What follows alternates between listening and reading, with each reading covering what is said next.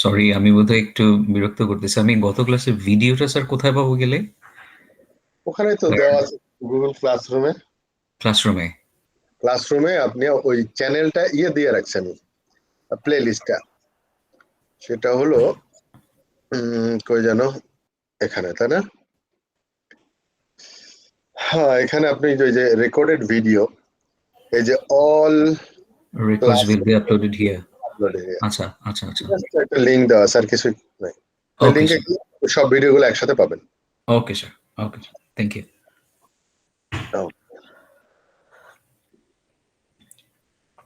আর আমি একটু অ্যাপোলজি চেয়ে নিচ্ছি স্যার, কারণ আমার ভিডিওটা কোনো একটা কারণে ঝামেলা করতেছে। আমি ক্যামেরার অ্যাক্সেসটা পাচ্ছি না। এটা আমাকে একটু আচ্ছা, দেখতে হবে। তো আমি স্যার ক্যামেরাটা অন করতে পারতেছি না আজকে। মানে আমেরিকাতে গিয়ে এই সমস্যা হচ্ছে, তো আমরা বাংলাদেশে ভালো আছি না? অনেক। অস্ট্রেলিয়া থেকে আমার ফ্রেন্ড যখন কথা বলে, ওর হয়, কি বলে, বাফারিং হয়। তা আমি বললাম যে তোমাদের ওখানে কি নেটওয়ার্ক, আমরা কি ব্যান্ডউইথ সাপ্লাই দেবো? উহ,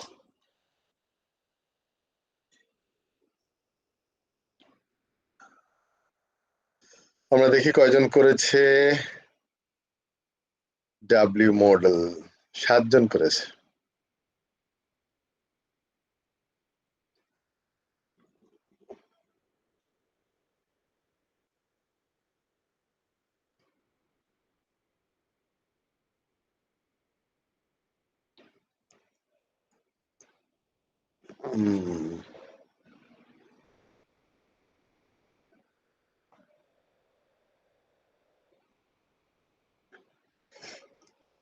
বিল্ড হবে না, এটা প্রোগ্রামিংই হবে। হ্যাঁ,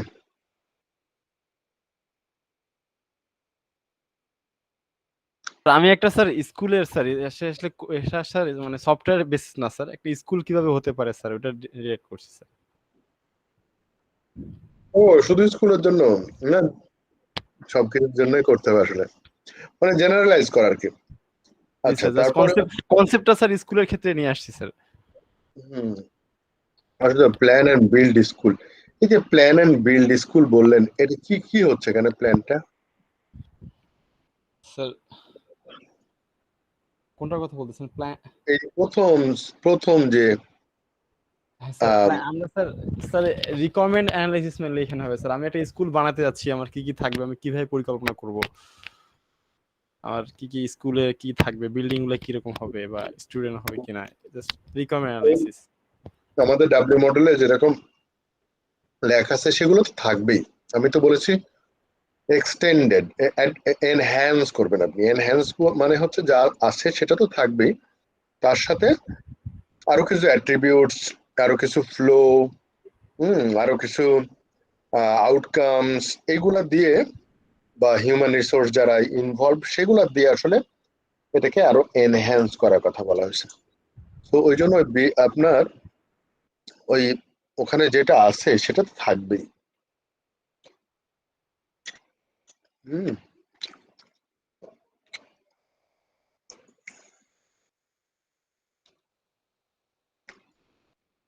এরপরে কোনটা ছিল?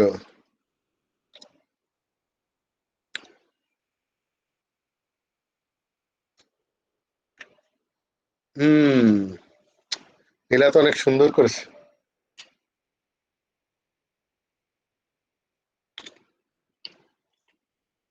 কিন্তু এত ছোট যে আমি দেখতে পাচ্ছি না। হুম ওকে,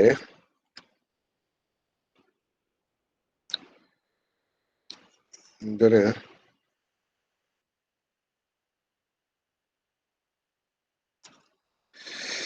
ফাংশন রিকোয়ারমেন্টস এখানে। আচ্ছা, আমি এতে স্লাইডে বড় করে দেখি।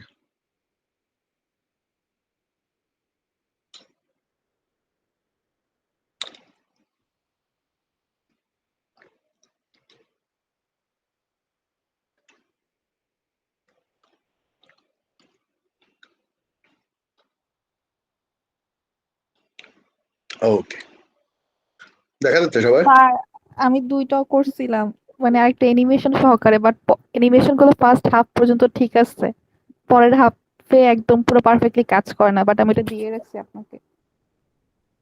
ওটা কি এটাতেই নাকি আলাদা আরেকটা? না, একসাথে দুইটা দেয়া আছে অ্যাটাচ করা। ওকে।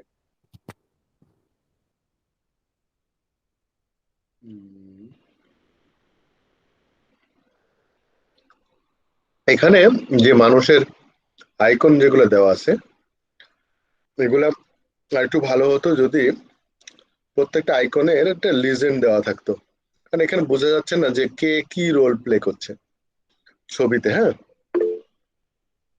তো সেই ক্ষেত্রে যেমন এই আইকনটা এইভাবে আইকন না দিয়ে এমনি নর্মালি ওই যে কি বলে গোল করে তারপরে হাত পাত দিয়ে ওইভাবে আইকন দিলে একটু কালার দিয়ে গোল ওই জায়গাটা একটু কালার দিয়ে দিলাম, ব্লু কালারটা একজনকে রিপ্রেজেন্ট করবে, তো বিভিন্ন কালার কোড দিয়ে মোটামুটি তাহলে এক জায়গায় দেওয়া থাকলো যে ব্লু কোডটা হচ্ছে অ্যানালিস্ট, গ্রিন কোড ইয়েটা হচ্ছে কি বলে টেস্টার, তারপরে ইয়েলো কোড হচ্ছে এরকম কাস্টমার।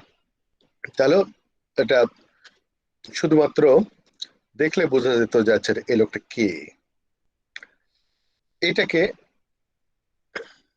এই মহিলাটা এটা কি নীলা? Business analyst. আচ্ছা, এই যে আমাকে জিজ্ঞেস করতে হচ্ছে এটা এটা কে। তারপরে হচ্ছে আমরা ওখান থেকে নিচের দিকে কোনো অ্যারো নাই, perform system design, functional system design, okay. এখানে requirements review test requirements requirements review test requirements, এটা কি জানো? স্যার এখানে যে ইনফরমেশন গুলো গ্যাদার করে কালেক্ট করে বিজনেস অ্যানালিস্ট, সেই ক্ষেত্রে হচ্ছে তখন টেস্ট অ্যানালিস্ট এটাকে রিভিউ করবে যে সেই তার ক্লায়েন্ট মানে থেকে যে ইয়েটা নিচ্ছে। তার মানে হচ্ছে যে ফাংশনাল রিকোয়ারমেন্টস এর আউটকাম হবে হলো আমার এসআরএস, সেই এসআরএস টা একটা গোল ওভালের মধ্যে দিয়ে রাখতে পারি আমরা, যাতে করে বোঝা যায় যে এটার আউটকামটা কি, কেন আমি রিকোয়ারমেন্টস অ্যানালাইসিস করছি। সো এটা হলে হতো কি প্রত্যেকটা প্রসেসেরই একটা আউটপুট থাকতো। হুম। জি স্যার, এরপরে বুঝতে পেরেছি। এরপরে হচ্ছে যে ফাংশনাল রিকোয়ারমেন্টস অ্যানালাইসিস করার পরে ওই যে আউটপুটটা আসলো, তারপর এখান থেকে যখন এইদিকে অ্যারো আসবে একটা, উপর থেকে এদিকে একটা অ্যারো আসবে যে পরবর্তীতে এই কাজ, এই কাজটা করবে কি করে ওই যে এসআরএস টা নিয়ে করবে এখানে। তার মানে এই প্রসেসের ইনপুট হচ্ছে এসআরএস, আর এই ফাংশনাল সিস্টেম ডিজাইনের কে কে কাজ করবে তাদেরও এরকম ছোট ছোট করে আইকন দিয়ে দিতে হবে। হুম। তারপরে এই সিস্টেম ফাংশনাল সিস্টেম ডিজাইনের কি কি আউটপুট থাকতে পারে, কি কি ধরনের হয়তো ডায়াগ্রামের নাম বা এরকম জাস্ট গোল গোল করে দিয়ে দিলাম। তারপরে এখান থেকে নামবে হচ্ছে ফাংশনাল টেকনিক্যাল ডিজাইন, এই টেকনিক্যাল ডিজাইনের আউটপুট কি হবে, কে কে করবে। তারপরে ভেরিফিকেশনের একটা অ্যারো দেওয়া উচিত উপরের দিকে, যে আমি ভেরিফাই করছি কিসের উপর ভিত্তি করে। তারপরে হচ্ছে এখান থেকে যে অ্যাকসেপ্টেন্স টেস্টিং এর দিকে যে এই অ্যারোটা গেল, এই অ্যারোটা এদিকে যাবে না, আসলে উল্টা দিকে যাবে, কারণ অ্যাকচুয়ালি এখান থেকে অ্যাকসেপ্টেন্স টেস্ট করছি কিসের উপর ভিত্তি করে, এখান থেকে অ্যারোটা না দিয়ে এই অ্যাকসেপ্টেন্সটা হবে হচ্ছে এসআরএস এর দিকে দিতে হবে। তাহলে ওইটা আরো একটু এক্সাক্ট হতো।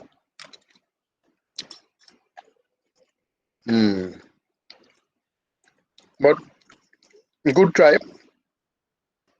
এক্সেলেন্ট। আমরা এবার দেখি হলো এটা কি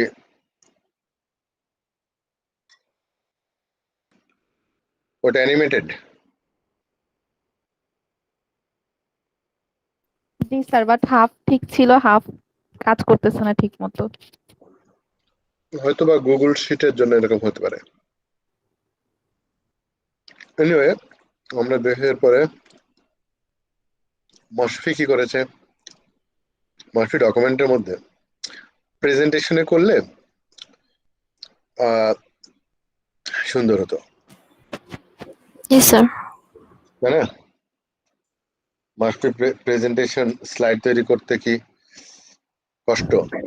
আমি লুসিড চার্টে করে পিডিএফ এ কনভার্ট করার পরে এরকম হয়ে গেছে। ও আচ্ছা,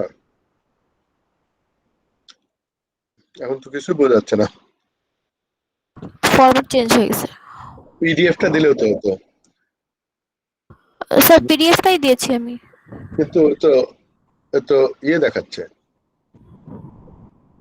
এটা তো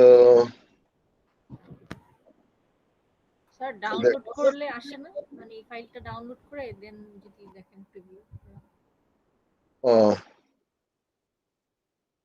ওয়ার্ডে ওপেন করছে না। ও আচ্ছা, পিডিএফ।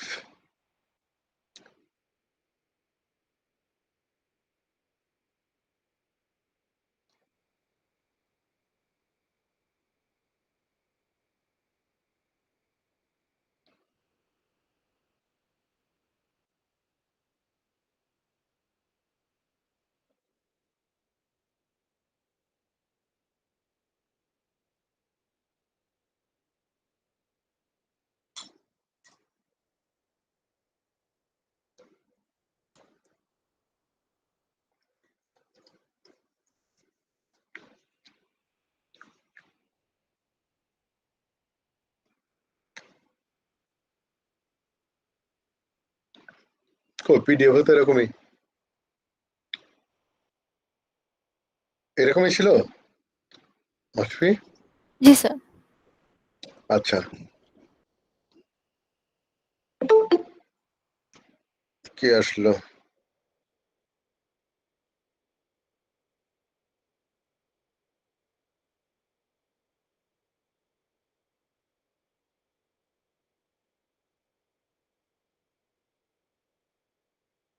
ও নো,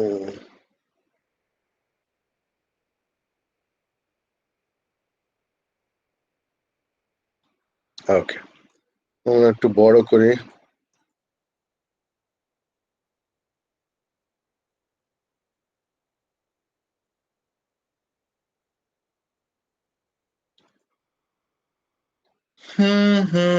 এরও তো বোঝা যাচ্ছে না Masfi. Business analyst, system analyst, architect, customer কই? কাস্টমারই তো নাই। একদম ফার্স্টে কাস্টমার দেওয়া হয়নি। কাস্টমার এসে পৌঁছায়নি এখনো।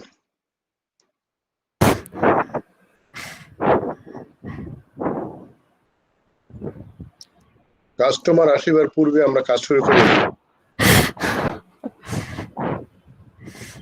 তারপরে আমরা এই যে অ্যারো গুলা তো নিচের দিকে কেন? এই অ্যারো বোঝা যাচ্ছে না। এটা উপরের দিকে না নিচের দিকে? ওই যে এই পাশে আরো অনেক অ্যারো ছিল।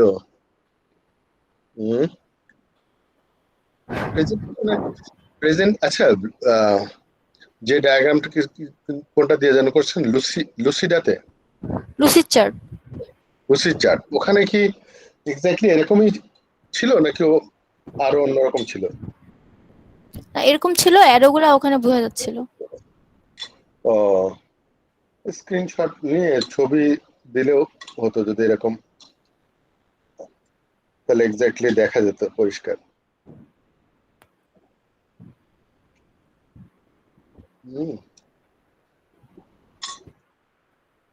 তো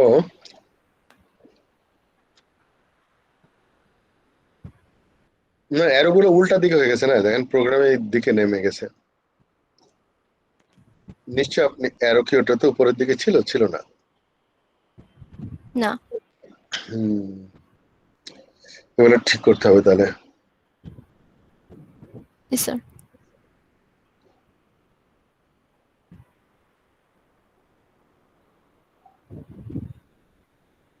এই এটা আবার কি কি পাঠাইছেন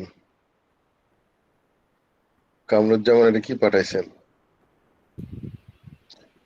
জিপ ফাইল নাকি? ও, পিপিটিএক্স। আচ্ছা,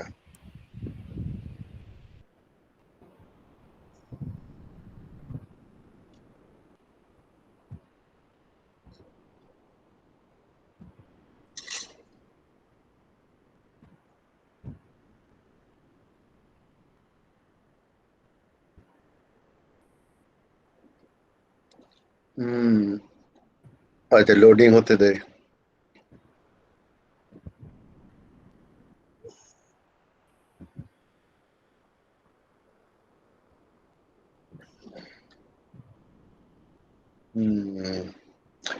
BSA, business system analyst. Sir আমিও কাস্টমার মিস করে ফেলছি স্যার আইকনটা। আপনার দেখে আমি হাসতেছিলাম, আমি তো কাস্টমার আইকনটা দিইনি। কাস্টমারকে আপনারা ইগনোর করছেন, না স্যার, এত করে বোঝাচ্ছেন যে কাস্টমার হচ্ছে boss আসলে। স্যার কাস্টমার তো আমার ভাই স্যার, কাছের মানুষ। সেটাই, মানে ভাইকে গুরুত্ব দিচ্ছেন না।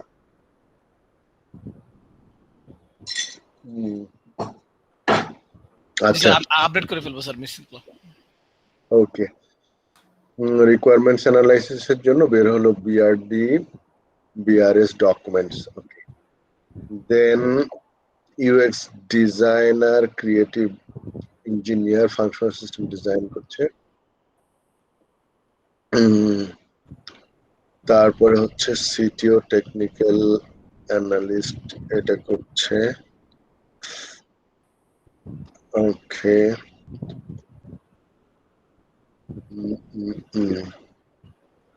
তো নিচে যে ডেভেলপমেন্ট অর কোডিং, এটা ডেভেলপমেন্ট বলা দরকার নাই, কোডিং বা প্রোগ্রামিং বলাটাই ভালো, কারণ টোটালটাকেই ডেভেলপমেন্ট বলে। ঠিক আছে। উপর থেকে যা কিছু করা হচ্ছে সবাই ডেভেলপই করছে।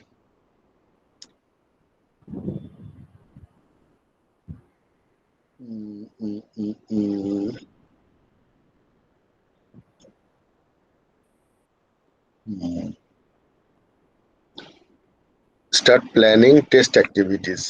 এটা কোনটা টেস্ট অ্যাক্টিভিটিস সেটা বলে দিতে হতো। Test activities for acceptance test, আর এখানে test activities for design system testing, integration testing, unit testing. Okay, but unit না বলে আমরা কম্পোনেন্ট বলবো।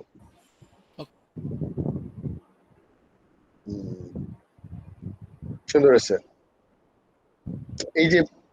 এই যে অ্যারোটা এদিকে দিচ্ছেন, আবার এদিকে দিচ্ছেন, কিন্তু মাঝখানে আবার আরেকটা অ্যারো দরকার ছিল না তাহলে? হ্যাঁ স্যার, প্রথমে স্যার ওই অ্যারোটা দিছিলাম, পরে চিন্তা করছি একটু লালটা হলো বাগ যাচ্ছে বা ইস্যু যাচ্ছে, গ্রিনটা হলো ফিক্স হয়ে আসতেছে এরকমটা। হ্যাঁ, বুঝতে পারছি। তো সুন্দর হয়েছে।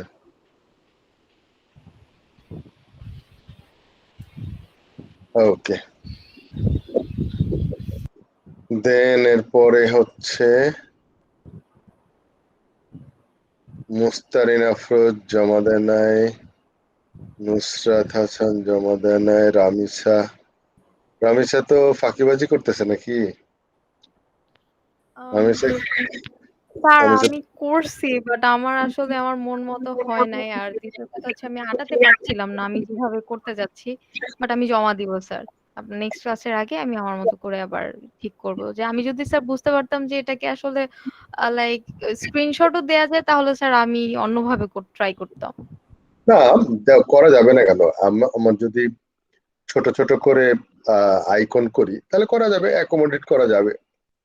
স্যার আমি আসলে লিখে মানে ওয়ার্ডে করেছিলাম আইকন বাদ দিয়ে, এর জন্য হয়তো বা আমার প্রেজেন্টেশনের কথা বলছি। না না স্যার, আমি পাওয়ার পয়েন্টেই করেছি, কিন্তু আমি আইকনের পরিবর্তে জাস্ট টেক্সট আকারে লিখেছিলাম, যার কারণে আসলে বেশি হয়ে যাবে। আমি যদি ছোট ছোট করে, আমি আটাতে পারছিলাম না স্যার। হ্যাঁ, এটা যেমন এই যে বিএ, বিজনেস অ্যানালিস্ট, ঠিক আছে, একটু ফ্যাট হয়ে গেছে, একটু থিন করলে সমস্যা ছিল না। ওই যে ইয়ের আইকন গুলো আছে না, যে একদম হাত পা খালি চিকন চিকন দাগ দেওয়া থাকবে, অ্যাক্টর স্যার, অ্যাক্টর, হ্যাঁ, অ্যাক্টরের যে চিহ্নটা সেটা দেবেন, আর শুধু অ্যাক্টরের যে মাথাটুকু এটা ডিফারেন্ট কালার দিয়ে দিলে তো হয়ে যায়। আর আমি যদি লিজেন্ড দিয়ে দিতাম যে এটা হচ্ছে বিজনেস অ্যানালিস্ট, তাহলে তো যথেষ্ট। বারবার কি আমি এখানে লিখবার না? এই যে বিএ টেস্ট ম্যানেজার এসব তো এখানে লিখবো না, আমি লিখবো পাশ দিয়ে কোনা দিয়ে লিজেন্ড, বা নিচে এই পাশে লিজেন্ড দিয়ে রাখবো, তাহলে তো আমার জায়গা ইজিলি কভার করে। জি স্যার, বুঝতে পেরেছি স্যার, তখন আসলে এটা মাথায় আসেনি। আচ্ছা, এই ডায়াগ্রামটার আব্দুল্লাহ আছেন নাকি? আব্দুল্লাহ নাই। এই ডায়াগ্রামটার কি ভুল আছে বলেন তো কেউ?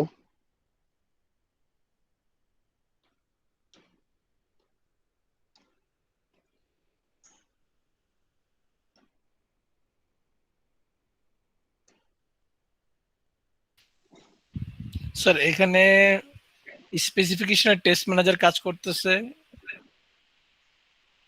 গ্রস মিস্টেক যেটা আছে সেটা হলে অ্যারো দেওয়া নাই। অ্যারো দেওয়া নাই, হ্যাঁ অ্যারো দেওয়া নাই।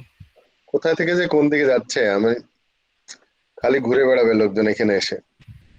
তারপরে হচ্ছে কিউ এ ফর হোয়াট,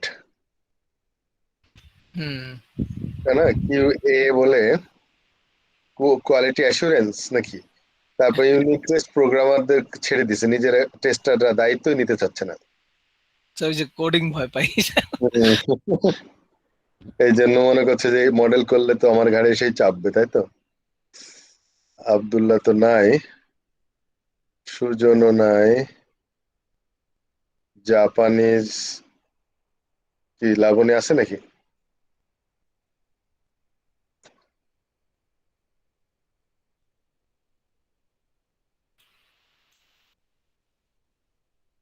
ওইটা হচ্ছে ইমেজ না? কিভাবে সামনে যাব?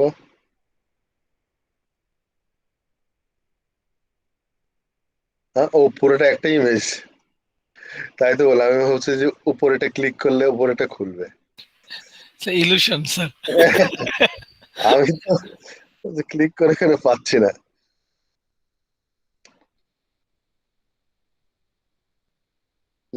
এই যে জায়গা দখল করে বসে আছে উপরে, ঠিক আছে। এই যে এই আইকনে যদি বলে দিত যে এই মানুষটা আসলে কে, তাহলে আর এত কিছু এখানে লেখা লাগতো না। আচ্ছা, এখানে লেখেও নি, সেটা হচ্ছে বিজনেস অ্যানালাইসিস এসআরএস ডকুমেন্টস। ওকে, হা হা হা।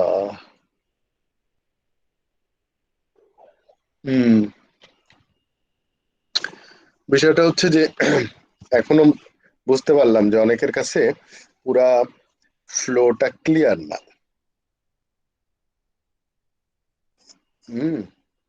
আমি 1 নম্বরে। পুরাটা ক্লিয়ার না সবার কাছে গল্পটা। এই গল্পটা যদি ক্লিয়ার হয়ে যায়, দেন টোটাল সফটওয়্যার ডেভেলপমেন্টের টোটাল লাইফ সাইকেলটা মাথার মধ্যে চলে আসবে। ফারিহা তো ফাঁকিবাজি করেছে, ফারিহা তো করে নাই। ফারিহা তো ফাইন দিতে হবে। আমি দেশে আসিনি, তারপরে এখান থেকে তো ফাইন নেওয়া যাবে না। ওকে, দেন আমরা তাহলে শুরু করি।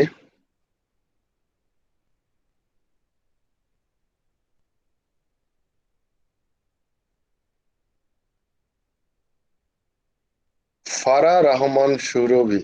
সুরভিকে তো দেখা যায় না, প্রজাপতির মতো উড়ে বেড়াচ্ছে নাকি? সুরভি আছে? সুরভি, জি স্যার আছি। সুরভি তো প্রজাপতির মতো খালি উড়ে বেড়ায়, ক্লাস করে না ঠিক মতো। গত ক্লাসে ছিলেন? জি স্যার ক্লাস করি, ক্লাসে ছিলাম। তাহলে জমা দেন নাই? জি স্যার সরি, আসলে স্যার আমি স্টার্ট করেছিলাম বাট আসলে ঠিক মতো ইয়াটা করা হয়ে ওঠেনি, বাট আমি এটা জমা দিব স্যার। কবে ডেডলাইন, কবে ডেডলাইন? ইনশাআল্লাহ কালকে বা পরশু দিনের মধ্যে জমা দিয়ে দিব। দেখি, লেটস সি, আমরা দেখবো কালকে অথবা পরশুদিন। পরশুদিনই বলি আমরা, কালকে অথবা বলার দরকার নেই। ডেডলাইন শুড বি, ডেডলাইন কেমন ভাবে দিতে হয় জানেন? ডেডলাইন দিতে হচ্ছে এত তারিখে, এতটার সময়, এত মিনিটে, এত ঘন্টা, এত মিনিটে। এবং স্যার একদিন হাতে রেখে। হ্যাঁ, যেভাবে যেভাবে বলেন আপনি বলে দেবেন যে এতটা এত মিনিটের সময় জমা দেবে, এর পরে না। আমি ইউনিভার্সিটি যখন ক্লাস নিতাম ড্যাফোডিলে, জি স্যার। তখন আমি ডেডলাইন দিতাম হচ্ছে, আমি খুব ফ্রেন্ডলি স্টুডেন্টদের সাথে, খুবই মজা করি ক্লাসের মধ্যে, কিন্তু কতগুলো জায়গায় আমি খুব স্ট্রিক্ট। ডেডলাইন ইজ ডেডলাইন, ডেডলাইনের কোনো চেঞ্জ হবে না। ডেডলাইনের পরে কেউ যদি আসে আমি অ্যাকসেপ্ট করবো না, এটা একদম হার্ড রুলস। এতে যদি আমার চাকরিও চলে যায়, চলে যাবে, আই ডোন্ট মাইন্ড, কিন্তু ম্যান অফ ওয়ার্ডস হওয়া লাগবে। ম্যান অফ ওয়ার্ডস হলে কিন্তু ওম্যান অফ ওয়ার্ডস কি হয় দেখছেন? এই জায়গাটাই কিন্তু ওম্যানরা কেউ বলেন না যে আমাকে একটু কি বলে ইয়ে করলো, সমান অধিকার দিল না, এসব ব্যাপারে বলবে না। আর ওই যে ওম্যান, ম্যান ইজ মর্টাল, আমরা তো সারা জীবন ছোটবেলা থেকে ছেলে হ্যাঁ পড়ে আসছি, ম্যান ইজ মর্টাল, কেউ তো পড়ে নেই women is mortal, man is mortal আলাদা। সেটাই, ম্যান স্যার ওম্যান, মানুষ বলতে ম্যান বুঝাচ্ছে, সেই হ্যাঁ জন্যই হচ্ছে। সেটাই, মানুষ বলতে ম্যান বোঝাই, সেই জন্য আসলে হিউম্যান না বলে ম্যান দিয়েই শুরু হয়েছে। যার জন্য এখন ওটা আমাদের কপালে পড়ে গেছে বলে আমরা হয়তো খুব একটা ভাব নিচ্ছি না ম্যান সবকিছুতে।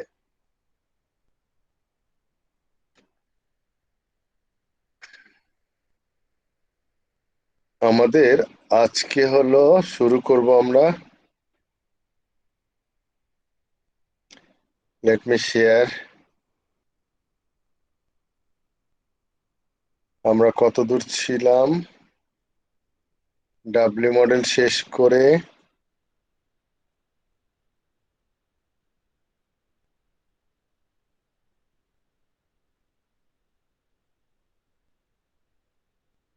এটা এত দূরে ছিল না? স্যার টিডিডি শুরু করবেন আজকে। ও টিডিডি, ও টিডিডি, আচ্ছা আচ্ছা, ওকে।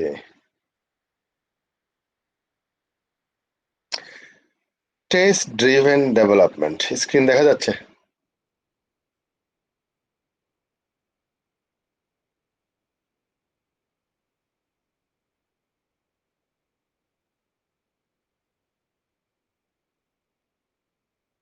Okay fine.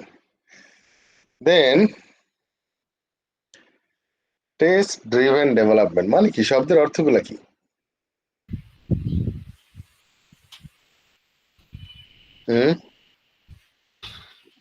শব্দের অর্থ কি বলেন কেউ একজন? মেহেদি,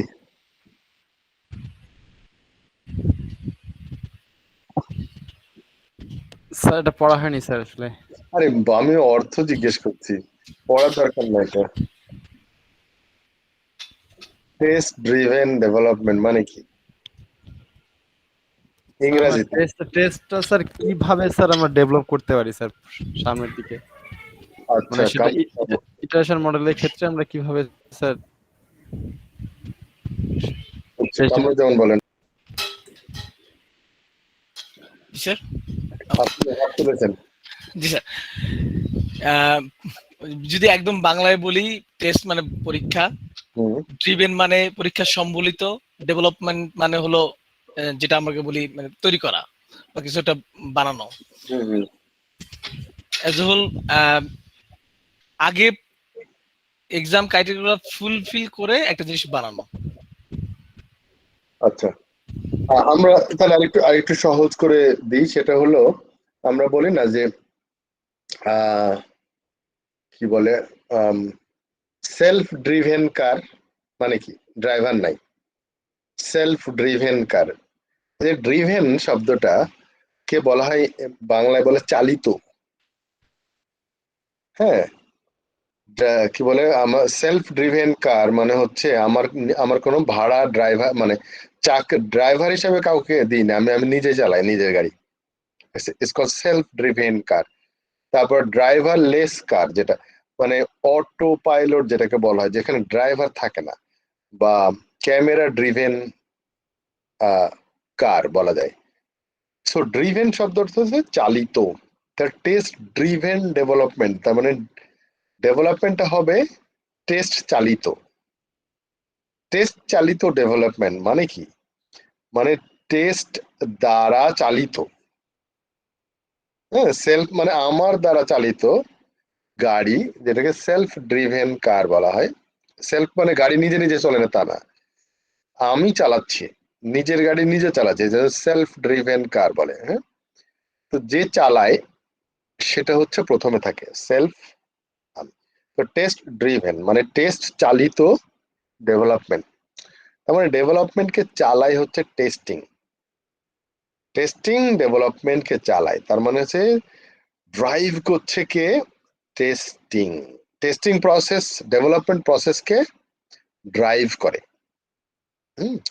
চালায়। তো তার মানে এর ভিতর থেকে বোঝা গেল যে তার মানে টেস্টাররা ডেভেলপারদের চালায়,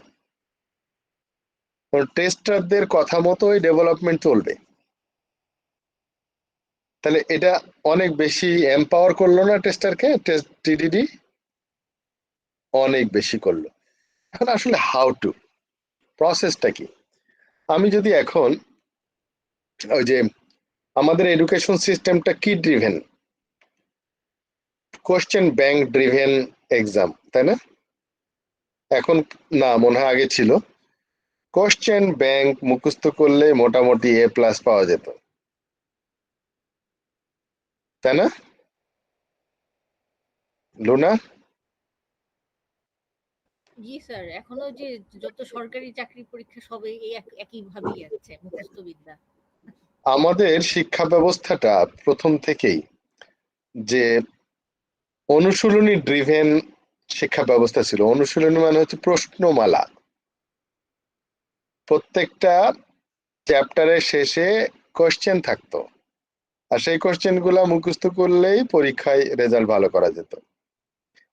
আমাদের ইয়ে ছিল ওই কোশ্চেন গুলা সব আমাকে মুখস্থ করতে হবে অ্যান্সার তৈরি করে, আর ওই কোশ্চেন গুলার অ্যান্সার গুলা নিয়েই নোট বই পাওয়া যেত, এবং তারা সুন্দর করে লিখে দিত, আর আমরা একদম তোতা পাখির মতো মুখস্থ করে কে কত ভালো লিখে দিয়ে আসতে পারে, এটার জন্যই আসলে বিগত ম্যাপে নাম্বার দেওয়া হতো। বিগত ম্যাপে নাম্বার দেওয়া দেখছেন কখনো? এরকম করে মেপে মেপে দিত, যদি এত বড় হয় তাহলে এত নাম্বার। মানে যার যত বড় পৃষ্ঠা তত মার্কস বেশি, এরকম। হ্যাঁ, এই জন্য আমাদের কিছু ফ্রেন্ড ছিল, তারা হচ্ছে ফন্ট সাইজ বড় করে দিত ওই স্যারের জন্য। হুম, একদম আসলে মেপে মেপে উনি খাতা দেখতো। তো এরকম ভাবে, তার মানে কি বললাম আমি, প্রশ্নমালা চালিত শিক্ষা ব্যবস্থা, তাই না? মুখস্থ দ্বারা চালিত শিক্ষা ব্যবস্থা, ইনোভেশন ছিল না যার জন্য। তো এরপর আসলো কি, কোশ্চেন ব্যাংক চালিত শিক্ষা ব্যবস্থা। হ্যাঁ, তাহলে এই চালিত, তো টেস্ট দ্বারা ডেভেলপমেন্ট চালিত। হ্যাঁ, টেস্টিং প্রসেসটা ডেভেলপমেন্ট, তার মানে হচ্ছে যে আমি যদি এমন কিছু করি যার দ্বারা ডেভেলপমেন্টটা যেন ইনস্ট্রাক্টেড বাই মি হয়, মানে টেস্টিং প্রসেস হয়, তাহলে কি করব? তাহলে আমরা কোশ্চেন আউট করে দেবো। কোশ্চেন যদি আউট করে দিতে পারি, কোশ্চেন আউট বেসড এডুকেশন আমাদের যেমন আছে না, কোশ্চেন আউট দ্বারা চালিত মানে এক্সামিনেশন সিস্টেম, কোশ্চেন আউট হয়ে যাবে, তারপর আমরা পরীক্ষা দিতে পারবো, এর আগে পারবো না। তো এখন আমি যদি প্রশ্নগুলা আউট করে দিই, আর কেউ অন্য কিছু পড়বে, অন্য কিছু করবে? আর খুব সহজ হিসাব। এখন তার মানে আমি যদি টেস্ট কেসগুলা যদি ফ্ল্যাশ করে দিই, প্রোগ্রামারদের দিয়ে দিলাম যে দেখো তোমরা যা যা করবা যাই করো, আমি কিন্তু এই যে টেস্ট কেস দিয়ে দিলাম, এই টেস্ট কেস দিয়ে আমি তোমার টেস্ট কেস করে আমি বলে দেবো যে সাকসেস নাকি ফেল, পাস করবে নাকি ফেল করবে। যদি এটা কোশ্চেন গুলো দিয়ে দিই, মানে ইয়েটা দিয়ে দিই, টেস্ট কেস গুলো যদি দিয়ে দিই, তাহলে তারা এই টেস্ট কেসটাকে পাস না করা পর্যন্ত আমাদের এখানে সাবমিটও করবে না, তাই না? আচ্ছা, যদি এটা হয় তাহলে আমরা দিই না কেন আগে থেকে?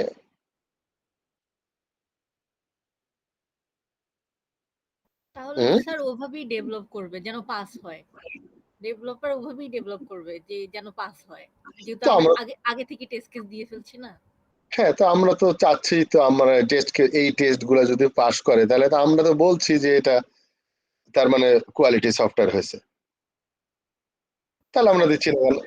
তা কোয়ালিটি তো আমরা টেস্ট করি না, মানে ওটা তো বিল্ট ইন থাকে না, কোয়ালিটি তো মানে না, কোয়ালিটি বিল্ট ইন থাকার মানে হচ্ছে ওই কথাটা না।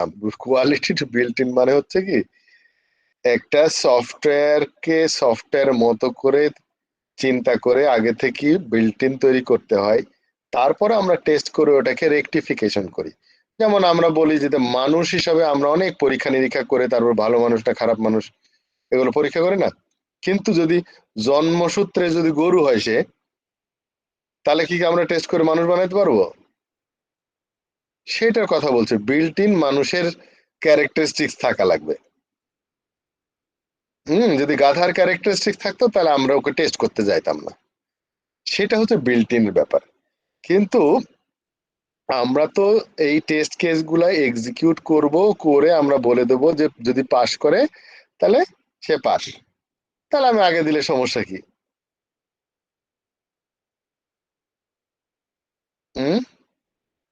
বলেন, টেস্টাররা বলেন।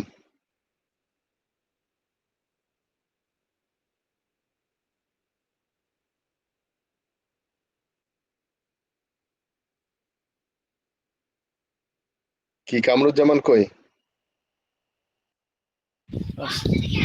সরি স্যার, চা চা নিয়ে আসছিল তো। ও আচ্ছা স্যার, এটা আমি এক্সপিরিয়েন্স থেকে বলি।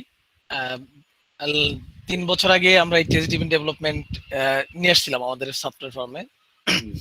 আনার পরে যেটা হলো যে ডেভেলপারদেরকে আমরা মোটামুটি প্রোডাক্টের উপর আইডিয়া করে বা প্রিভিয়াস আমাদের ডোমেন থেকে চিন্তা করে বেশ কিছু টেস্ট কেস করে দিয়ে দেওয়া হলো।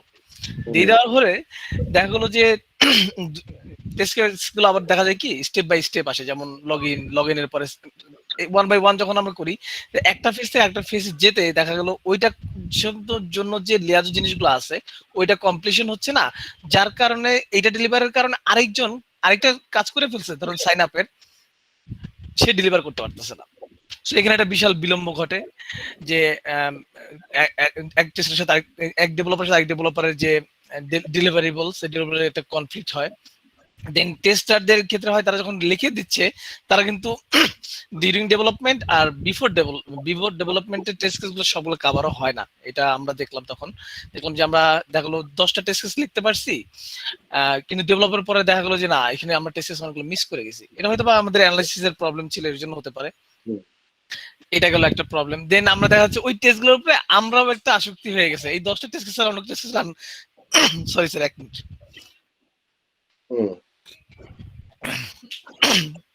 ওই 10টা টেস্ট কেসই আমরা রান করছি, এক্সটেন্সিভ টেস্টিং গুলো আসতেছে না। ওই যাকে একটা টেস্ট এক্সিকিউটরকে বলতেছি সে দেখলো ওই 10টা ধরেই বসে আছে, সে একটু ইনস এন্ড আউট গুলা দেখতেছে না। এরপরে কি হলো, দেখা গেলো যে ডিফারেন্ট লেভেলের বাগ গুলা পাওয়া যাচ্ছে। যখন আমরা দেখলাম যে এক্সপ্লয়টরি টেস্ট করে দেখি, আসলে এক্সপ্লয়টরি টেস্টে দেখা গেল ওই 10টা কেস ছাড়া বাকি অনেক কেস ব্রোকেন, যার কারণে কম্পোনেন্ট টেস্ট বা মডিউল টেস্ট ফেল করতেছে।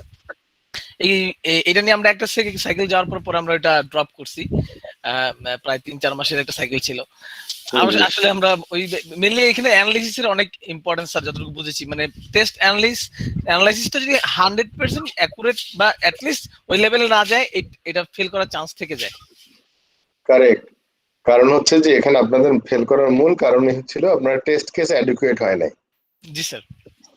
তো ওটা তো হতেই হবে, ওইটা ছাড়া তো আর টেস্ট ড্রিভেন ডেভেলপমেন্টে যেতে পারবেন না। কিন্তু দেখেন ওইটা না করলেও তো আপনি টেস্ট করবেন কি করে পরবর্তীতে? তার মানে কি টেস্ট কেস ছাড়া টেস্টিং হচ্ছে না? মনে সুখে যা টেস্ট করতে পারলাম, এই তো। ঠিক তা না স্যার, ওই যে অ্যানালিসিসের ব্যাপার আছে স্যার, আমাদের ফার্মগুলোতে আপনি জানেনই অ্যানালিসিস খুব কম করা হয়। অ্যানালিস্ট আপনি করলো না, কিন্তু পরবর্তীতে কিভাবে করতেছেন তাহলে টেস্ট কেস ডিজাইন না হয়? স্যার ডিজাইন হচ্ছে, কিন্তু ওই যে এডুকেট টেস্ট বা টেস্ট স্কোপ গুলো আইডেন্টিফাই করা যাচ্ছে না হয়তো, বা আমরা পাচ্ছি না। পরে কি করে হচ্ছে বলেন তো? পরে তো আর হচ্ছে না, আপনি যদি আগে না পারেন তো পরেও তো পাচ্ছেন না। হ্যাঁ, পরে তো আসলে যদি পরে না পারেন তাহলে বলেন যে কি করে টেস্ট করছেন তাহলে আপনি। তাহলে খুশি ঠেলায় যা খুশি তাই করতেছেন। খুশি ঠেলাই করতে স্যার। হ্যাঁ, কারণ টেস্ট কেস তো হচ্ছে অঙ্ক কষে হিসাব করা জিনিস। এটা এমন না যে আপনার মনে হলো যে অনেক টেস্ট করেছি, এরকম না। কিন্তু আমরা দেখবো চ্যাপ্টার 4 এ গিয়ে টেস্ট কেস গুনে গুনে একেবারে বলে দেবো যে এতটা টেস্ট কেস লাগবে টু 100% কাভারেজ। আমরা বের করবো অঙ্ক কষে যে মিনিমাম কতটা টেস্ট কেস হলে 100% কাভার করবে। হ্যাঁ, এটাই হচ্ছে আমাদের এফিসিয়েন্সি টেস্টিং এর ডিজাইনিং এর ক্ষেত্রে, যে আমরা একটা টেস্ট অবজেক্টকে 100% যদি টেস্টিং করতে চাই তাহলে মিনিমাম কয়টা টেস্ট কেস লাগবে এবং কি সেগুলা সবগুলা হিসাব নিকাশ করে বের করার জায়গা আছে। তো এটা যদি না করেন তাহলে মনে হলো যে আমি একটু টেস্ট করলাম অনেকক্ষণ ধরে, ওফ ঘেমে গেছি টেস্ট করতে করতে, বা শেষ। হ্যাঁ, অনেক টেস্ট করেছি, তখন হবে কি এরর ফেলাসি। প্রিন্সিপাল নাম্বার কত? লুনা কত নম্বর প্রিন্সিপাল? 7 হ্যাঁ, কারেক্ট। স্যার তাহলে এই প্রশ্নের উত্তরটা কি হলো স্যার? এই প্রশ্নের এখন উত্তর হয়নি, এই প্রশ্নের আলোচনা চলতেছে। সেটা হচ্ছে টেস্ট ড্রিভেন ডেভেলপমেন্ট যদি আমি করতে চাই তাহলে প্রথম কথা হচ্ছে কোয়েশ্চেন ফাঁস করে দেন। কিন্তু কোয়েশ্চেন তো আপনাকে করতে হবে। এখন যদি বলেন যে কোনো টিচার যদি বলে আমি তো কোয়েশ্চেন এখন তো করতে পারি নাই, পরে করব, ফাইনাল পরীক্ষার পরে হবে? ফাইনাল পরীক্ষার পরে সে কোয়েশ্চেন করবে? সো আপনাকে তো কোয়েশ্চেন আগে করে দিতে হবে, যাতে করে এই কোয়েশ্চেন গুলার যদি সে ঠিক মতো স্যাটিসফ্যাক্টরি অ্যান্সার করে আসতে পারে তাহলে আপনি বলবেন যে তুমি স্যাটিসফাই মানে কোয়ালিফাইড, তাই না? আমি যদি তাকে বলি যে এই জিনিসগুলো আমি টেস্ট করে দেখব, আর সেটা যদি সে সবকিছু প্রিপারেশন নিয়েই যদি এসে পরীক্ষা দিতে পারে আমার সামনে, তো ওকে। এখন কি হলো, তাহলে আমি যদি টেস্ট কেসগুলা যদি ফ্ল্যাশ করে দিই, তাকে জানিয়ে দিই, তাহলে কি যে সুবিধাটা হবে, আমাকে নিজেকে টেস্ট করা লাগছে না। কিন্তু দেখেন, আমি শুধু এটা মাত্র বলে দেওয়ার সাথে সাথে তারা কিন্তু ওটা একদম স্যাটিসফ্যাক্টরিলি কিন্তু করে নিয়ে এসেছে। তার মানে আমার ওয়ার্কলোড কমে গেল না? তাহলে আমি কি করব, আমার workload actually test case designing এ থাকবে সব থেকে বেশি, যাতে করে একদম পরিপূর্ণ টেস্ট কেস তৈরি করা যায়। হ্যাঁ, 100% হয়তো করবেন না, কিন্তু 95% তো হতে হবে। আরো 5% হয়তো কিছু এনহ্যান্স করা যেতেই পারে ভবিষ্যতে, কিন্তু একেবারে না করে তো আপনি যেতে পারবেন না। দেন আমরা কি করতে পারি, এটা হচ্ছে প্রথম প্রথম স্ট্র্যাটেজি হচ্ছে ফাঁস করে দেওয়া। তো প্রথমে স্ট্র্যাটেজি ফাঁস করে যদি টেস্ট অটোমেশন যারা করে, তো টেস্ট অটোমেশন ইঞ্জিনিয়ারিং বা টেস্ট অটোমেট যদি করতে হয় তাহলে কেমনি করতে হয়? টেস্ট কেস গুলো আপনাকে আগে রেডি করে ফেলতে হবে, টেস্ট টেস্ট প্রসিডিউর লিখতে হবে, স্ক্রিপ্ট লিখে সবকিছু রেডি করে ডেভেলপমেন্ট এনভায়রনমেন্টের সাথে অ্যাডজাস্ট করে দিতে হবে, যাতে ওরা কম্পাইল করলে যেন এক্সিকিউট করে, কম্পাইল করলে এক্সিকিউট করে আমার টেস্ট কেস। তা আপনি যদি আগে না করেন টেস্ট কেস, তাহলে ওরা কম্পাইল করে এক্সিকিউট করবে কি করে টেস্ট কেস? সো যখনই আমরা কম্পাইল করব সাথে সাথে এক্সিকিউট করতে হবে। এখন ধরেন কেসটা এরকম যে আমি একটা টেস্ট কেস ডিজাইন করলাম একটা মডিউলের জন্য টেস্ট করব, তো সেই ফিচারটাকে টেস্ট করার জন্য ধরলাম 200 টেস্ট কেস আছে আমার। সে 200 টেস্ট কেস প্রথমে আমি তার ডেভেলপমেন্ট এনভায়রনমেন্টের সাথে অ্যাডজাস্ট করে দিলাম, প্লাগ ইন করে দিলাম, যাতে করে ও এখন কম্পাইল করলেই যেন আমার ওটা এক্সিকিউট করে। তার মানে আমি ও তো কম্পাইল করে এক্সিকিউট করে বারবার টেস্ট করে না কাজ করে, তো সেগুলোই তো আমি করে রাখছি, এখন করবে ও কম্পাইল করলেই সে এক্সিকিউট করবে। এভাবে আমি আগে রেডি করে রাখছি। এখন সে কিছুই লেখে নাই, কম্পাইল করলো, কি হবে? 200 টেস্ট কেস আছে, সে কিছু না লেখে কম্পাইল করলো, কি হবে? আর এই যে কেসগুলো দিয়ে দিচ্ছে, এটা কে করছে? এটা কি অ্যানালাইস্ট করে দিচ্ছে না? মানে অ্যানালিসিস ডিজাইন করে দিছে, তারপরে হচ্ছে টেস্ট অটোমেশন ইঞ্জিনিয়ার এগুলো করে দিছে। সে লিখে ওই যে ডেভেলপমেন্টের জন্য মানে ডেভেলপার কি দিচ্ছে কারা? এই যে এই 200 কেস যে রেডি করে এই ডেভেলপমেন্টের জন্য কে কাকে দিচ্ছে? মানে টেস্ট দিচ্ছে অটোমেশন ইঞ্জিনিয়ার। অটোমেশন ইঞ্জিনিয়ার দিচ্ছে ডেভেলপারকে। আচ্ছা, সে তো টেস্ট কেস একদম প্রোগ্রামও লিখে দিছে, স্ক্রিপ্ট তো লিখে দিতে হবে। এখন সবকিছু রেডি ধরেন, এখন প্রোগ্রামার একটা লাইনও কোড লেখে নাই, কম্পাইল করলো, কি হবে?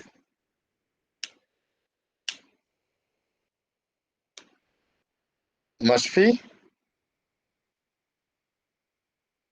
জি স্যার। কি হবে?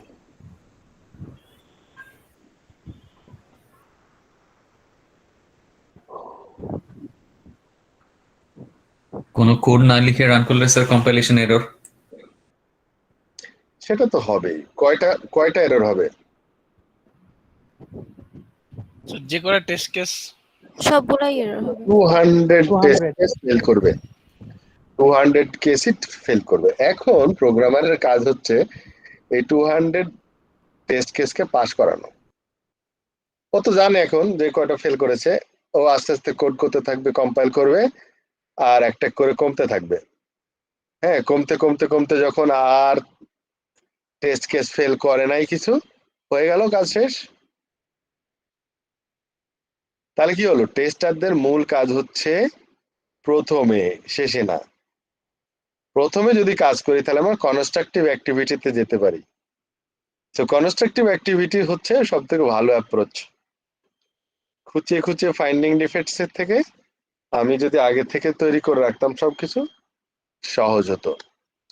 দেন এই গল্পটা এখানে বলা আছে। Prepare test cycles, automate testing using test tools, development accounting to the test cases, prepare early version of the component for testing, automatic execution of test, and correct defects on further versions, and repeat test suite until no errors are found. So first tests are designed, then software is programmed. Sir একটা question ছিল sir. বলো madam. Sir sir আমার যদি software develop না করি আগে, sir software develop না করার আগে কি অটোমেশন করা কি পসিবল? কেন পসিবল না? আপনারা তো বুঝতে পারছেন না, সফটওয়্যার না করা পর্যন্ত টেস্টার মনে হয় কিছু দেখে না, তাই না? চোখে মুখে অ্যাকচুয়ালি কোডিং তো হয় পরে। কম্পোনেন্ট স্পেসিফিকেশন করা হয়েছে না আগে? Component design. Yes sir. তো কম্পোনেন্ট ডিজাইন করা হয়েছে, ফাংশনাল সিস্টেম ডিজাইন করেছে, টেকনিক্যাল ডিজাইন করা হয়েছে। এগুলো কি ফাও? এমনি কিছু না। ওটার উপর ভিত্তি করে তো প্রোগ্রামাররা প্রোগ্রাম করছে। ওটার উপর ভিত্তি করে যদি প্রোগ্রামাররা প্রোগ্রাম করে, তো ওটার উপর ভিত্তি করে টেস্টাররা কেন টেস্ট কেস লিখতে পারবে না? ও বুঝতে পারছি স্যার। আমি একটা প্রোগ্রামটা কি অ্যাকচুয়ালি, মই একটা ক্লাস লিখলাম, তো ক্লাস কি আমি আকাশ থেকে লিখবো নাকি? ওই অ্যানালিস্টটা আগে আমাকে ক্লাসের ডিজাইন করে দিতে হবে। ক্লাস ডায়াগ্রাম কে করে দেবে? তো ক্লাস ডায়াগ্রাম করা মানে কি খালি ক্লাসের নাম দেওয়া? ক্লাসের অ্যাট্রিবিউটস, ক্লাসের ফাংশনস নেম সব লিখে দিতে হয়।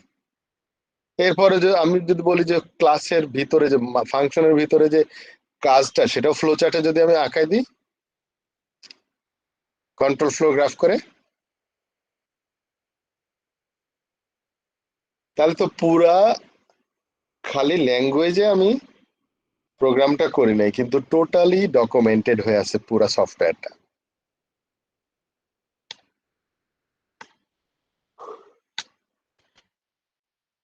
প্রিন্সিপাল অফ অল মডেলস, প্রত্যেকটা সবগুলা মডেলের প্রিন্সিপাল হচ্ছে is development activity must be tested. এমন কোনো ডেভেলপমেন্ট অ্যাক্টিভিটি থাকবে না সেটা টেস্ট করবেন না, এরকম থাকবে না। No piece of software may be left untested, and whenever it was developed in one procedure or iteratively, test করতে হবে। Each test level should be tested specifically. প্রত্যেকটা টেস্ট লেভেল স্পেসিফিক্যালি টেস্ট করতে হবে। টেস্ট লেভেল কি? এই কিছুক্ষণ পরে আমরা আসবো টেস্ট লেভেল বলতে কি বোঝায়। টেস্ট লেভেল হচ্ছে 4টা। একটা হচ্ছে component test, integration test, system test আর অ্যাকসেপ্টেন্স টেস্ট। এইগুলোকে টেস্ট লেভেল বলা হয়। আচ্ছা, testing begins long before test execution. আমরা শুধুমাত্র চিন্তা করি যে টেস্ট এক্সিকিউশন করা মানেই টেস্টিং, নো, লং বিফোর, সেই শুরু থেকে শুরু হয়।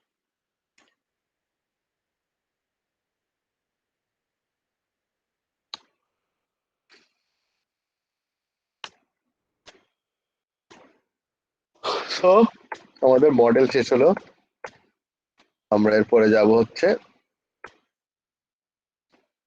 Test levels. Before that, any question? Sir এই দুইটা মডেলের যে ছবি ছিল ওই ছবিগুলোর মধ্যে সবসময় দেখাচ্ছে যে ওই মানে টেস্ট অ্যানালাইসিস এন্ড ডিজাইনিং এই পার্টটুকু হওয়ার পরেই হচ্ছে কি মাঝখানে থাকছে প্রোগ্রামিংটা। এটা কি এই কারণেই যে আগে ডিজাইন করে টেস্টারের কাজ শুরু করে দিয়েছে, তারপরে হচ্ছে সেটা প্রোগ্রামারের কাছে যাচ্ছে? কোন জায়গায় তার প্রতিটা ডায়াগ্রামই নিচে থাকে না, মাঝেই তো থাকছে প্রোগ্রামার, যেটা প্রোগ্রামিং বা হ্যাঁ এটা মাঝে এই জন্যই থাকছে, যেহেতু টেস্টটা আগেই শুরু যাচ্ছে, অ্যানালাইসিসের পরের পার্টটুকু আসছে এবং প্রতিটা মডেলের মাঝখানে থাকছে হচ্ছে প্রোগ্রামার, এই কারণেই। কি ডাব্লিউ মডেলের কথা বলছেন নাকি? জি জি জি জি জি। সো ডাব্লিউ মডেল যেটা ছিল সেটা তো হচ্ছে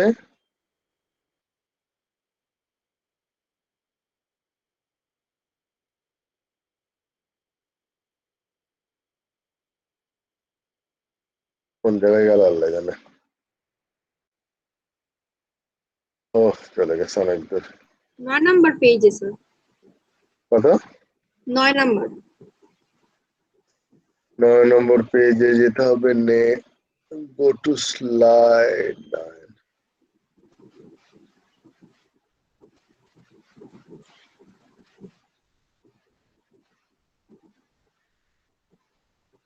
নো নো নো নো 10 তার মানে। হলো 10 হ্যাঁ এবার বলেন। স্যার এখানে দেখাচ্ছে না যে প্ল্যানিং টেস্ট অ্যাক্টিভিটিস, তারপরে হচ্ছে গিয়ে প্রোগ্রামিং এ আসবে কিন্তু এরোটা, এই যে হ্যাঁ। তো এখানে কি আমরা এটা বলতে পারি যে আপনি বললেন না যে টিডিডি এর কারণেও কিন্তু সেম, যে আগে টেস্টার হচ্ছে গিয়ে ওই যে টেস্ট অ্যানালিসিস টেস্ট কেস দিয়ে দিচ্ছে, এই যে দিয়ে দেওয়ার যে ব্যাপারটা সেই অনুযায়ী হচ্ছে গিয়ে প্রোগ্রাম করছে বা ডেভেলপার ডেভেলপ করছে, এই এখানেও কি সেম জিনিসটা বোঝাচ্ছে? কেন বোঝাবে না? এই যে ডেভেলপাররা একদম কম্পোনেন্ট স্পেসিফিকেশন পর্যন্ত কাজ করেছে, আর টেস্টাররা কি করেছে? এখানে সব design complete, test case design complete এখানে। জি স্যার, স্যার ওইটাই আমি মিলটা ওইটা আপনি যখন এক্সপ্লেইন করলেন না, তো তখন আমি ওই ডাব্লিউ মডেল দিয়ে ওটা চিন্তা করলাম আর কি, যে সব জায়গায় কিন্তু আলটিমেটলি করে টেস্টাররা আগে করেই কিন্তু ওই প্রোগ্রামারের কাছেই যাচ্ছে জিনিসটা, এটা মিডলে থাকছে হ্যাঁ প্রোগ্রামিং করার আগে সবকিছু রেডি। এখন যদি প্রোগ্রামিং করার আগে যদি সিস্টেম অ্যানালাইসিস এন্ড ডিজাইন না রেডি হতো, তাহলে কি প্রোগ্রামাররা কাজ করতে পারতো? তো ওরা যদি রেডি করতে পারে, তার আমরা কি করব? বসে থাকবো, ঘাস কাটবো না প্রথমে? এটা স্যার যে আপনার আজকে টিডিডি বলার পরে, মানে এই পয়েন্টগুলা গল্পটা বলার পরে তারপরে আমার এটা ক্লিয়ার হলো। এখন এবার পারবেন তাই তো? এখনো শিওর না, দেখা যাক। আমরা কোন জায়গায় কত নম্বর স্লাইডে ছিলাম যেন? আল্লাহ জানে। 17 স্যার 17।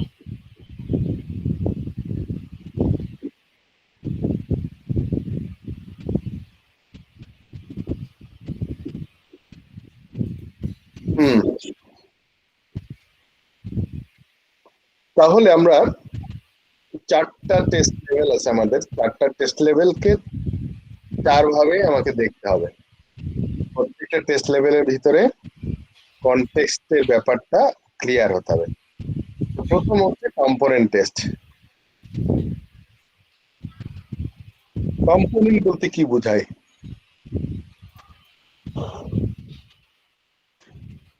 একটা ফাংশন, একটা মিনিমাম, একটা স্মলেস্ট এরিয়া যেটাকে আর আলাদা করা যায় না, ইউনিট।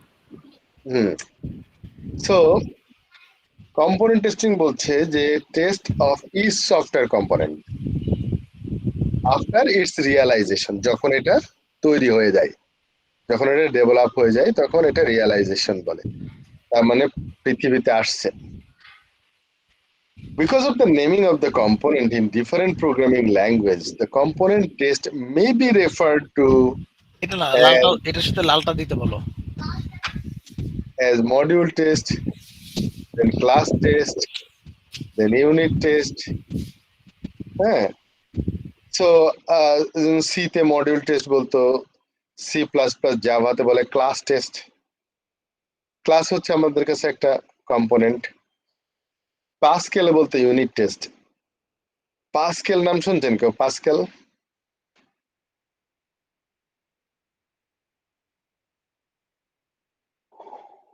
ও কেউ শোনেন নাই?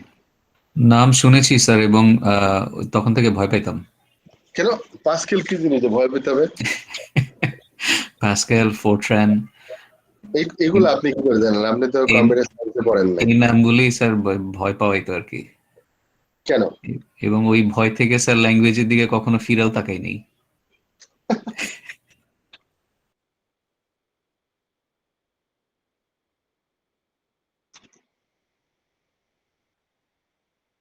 ওই সময় আরেকটা ছিল, কোবল ছিল। কোবল। আচ্ছা, তাহলে আপনি শুনছেন কিন্তু বাদ বাকি কেউ শোনে নাই। না স্যার, প্যাসকেল শুনেছি স্যার, মানে প্যাসকেলের নাম তো শুনেছি, Pascal, COBOL, Fortran. Sir Pascal কবুল নাম শোনা হয়েছে। আমি প্রথম ল্যাঙ্গুয়েজ শিখি হচ্ছে প্যাসকেল, তারপরে শিখি সি। সো এনিওয়ে, সবগুলো একই কথা, সবে আমাকে কমনলি এই জন্য আমরা বলবো হচ্ছে component testing, commonly component testing. Okay, component are referred to the module, acha, because of the possible involvement of the developers in test execution, they are called developer test. হ্যাঁ, ডেভেলপার টেস্ট হিসাবেও অনেকে বলে, যার জন্য তো কি জানো আব্দুল্লাহ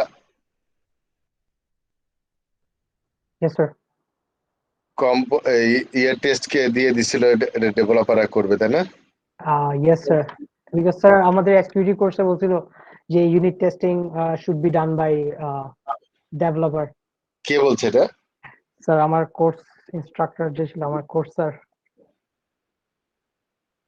আচ্ছা, তো অ্যাকচুয়ালি না, ডেভেলপাররা হচ্ছে আপনাকে, তারা টেস্ট করবে তাদের নিজেদের জন্য, আপনাকে টেস্ট করতে হবে আপনার জন্য।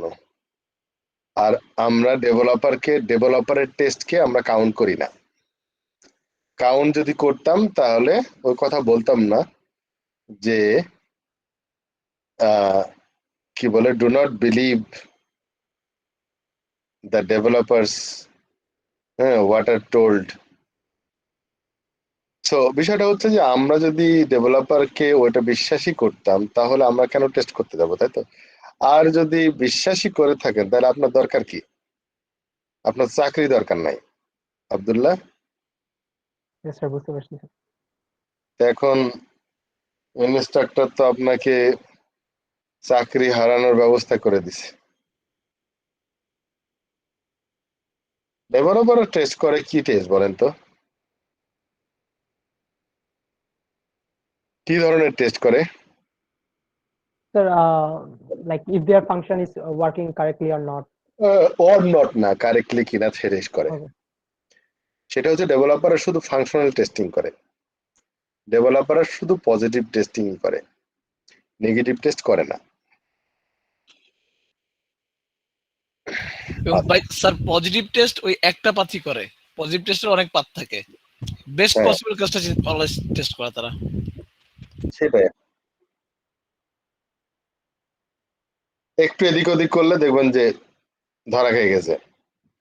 সো ডেভেলপার একদম স্ট্রিম লাইনে শুধুমাত্র একটা জায়গা দিয়ে টেস্ট করে দেখে যে চলছে, তারপর ছেড়ে দেয় টেস্টারদের কাছে। এবার টেস্টাররা যদি ভুল ধরতে পারলে ধরলো, না ধরলো, তাই না?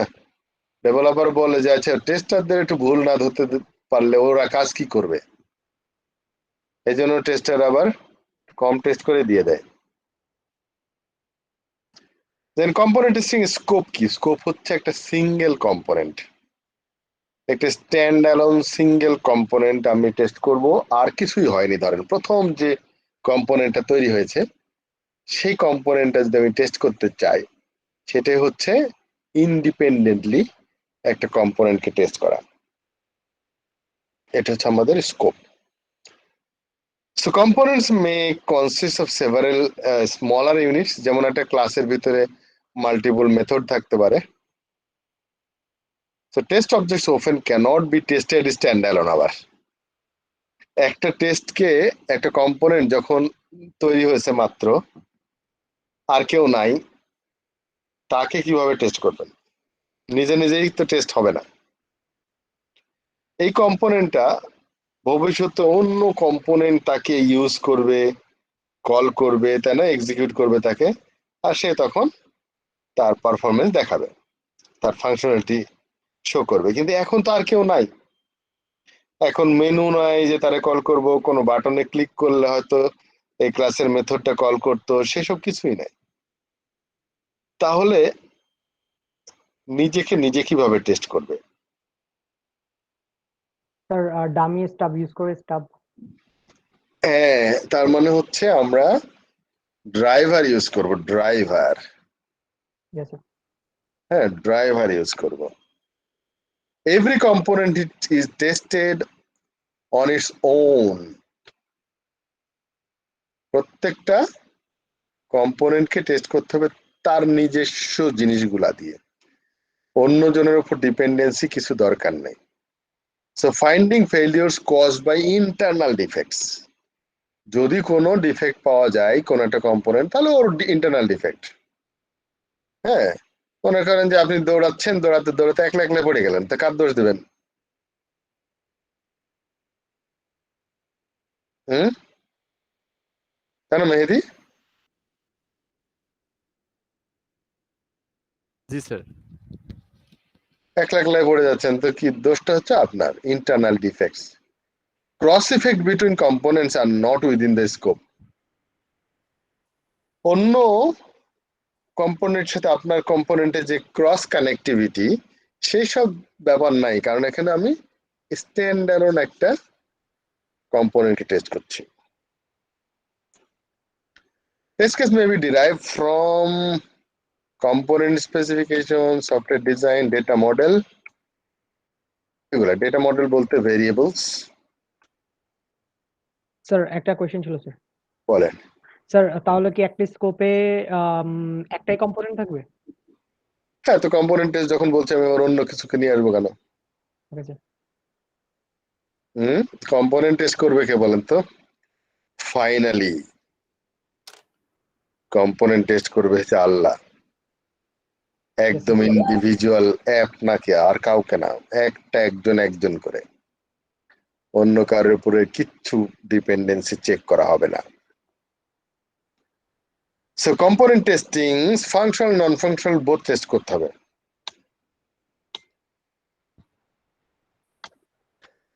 তো এর ফাংশনালিটি যেগুলো আছে, every functions must be tested at least one test case। তার মানে কি? এর মানে at least one মানে এর মানে হচ্ছে যে এমন কোনো ফাংশন থাকবে না যেটা টেস্ট করবো না আমি। Are the functions working correctly? Are all specification met? So defect found commonly are কি কি কারণে ডিফেক্ট পাওয়া যায় কম্পোনেন্টের ভিতরে? সেটা হচ্ছে প্রসেসিং ডেটা। ডেটা প্রসেসিং এর মধ্যে গন্ডগোল,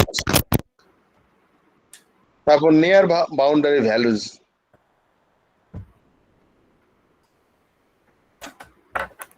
তারপর মিসিং ফাংশন, ফাংশনই লেখা নাই। টেস্ট রোবাস্টনেস মানে কি? রোবাস্টনেস শব্দের অর্থ কি?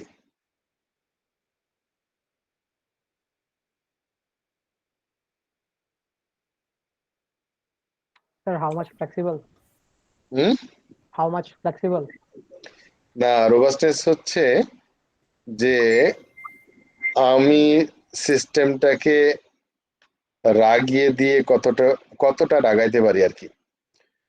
বলে না যে অল্পতে এ লোকটা ক্ষেপে যায়, Yes, sir. তো তার মানে হচ্ছে সে রোবাস্ট না। আর যে রাগ করে না, কুল থাকে যে কোনো সিচুয়েশনে, তাকে আমরা বলি রোবাস্ট। আপনার সিস্টেমকে ইরিটেট করা হবে, আপনার সিস্টেম কতটুকু ধৈর্য ধরে সহ্য করে থাকতে পারে, এটা যদি টেস্ট করতে পারেন তাহলে আমরা বলবো সফটওয়্যারটা রোবাস্ট।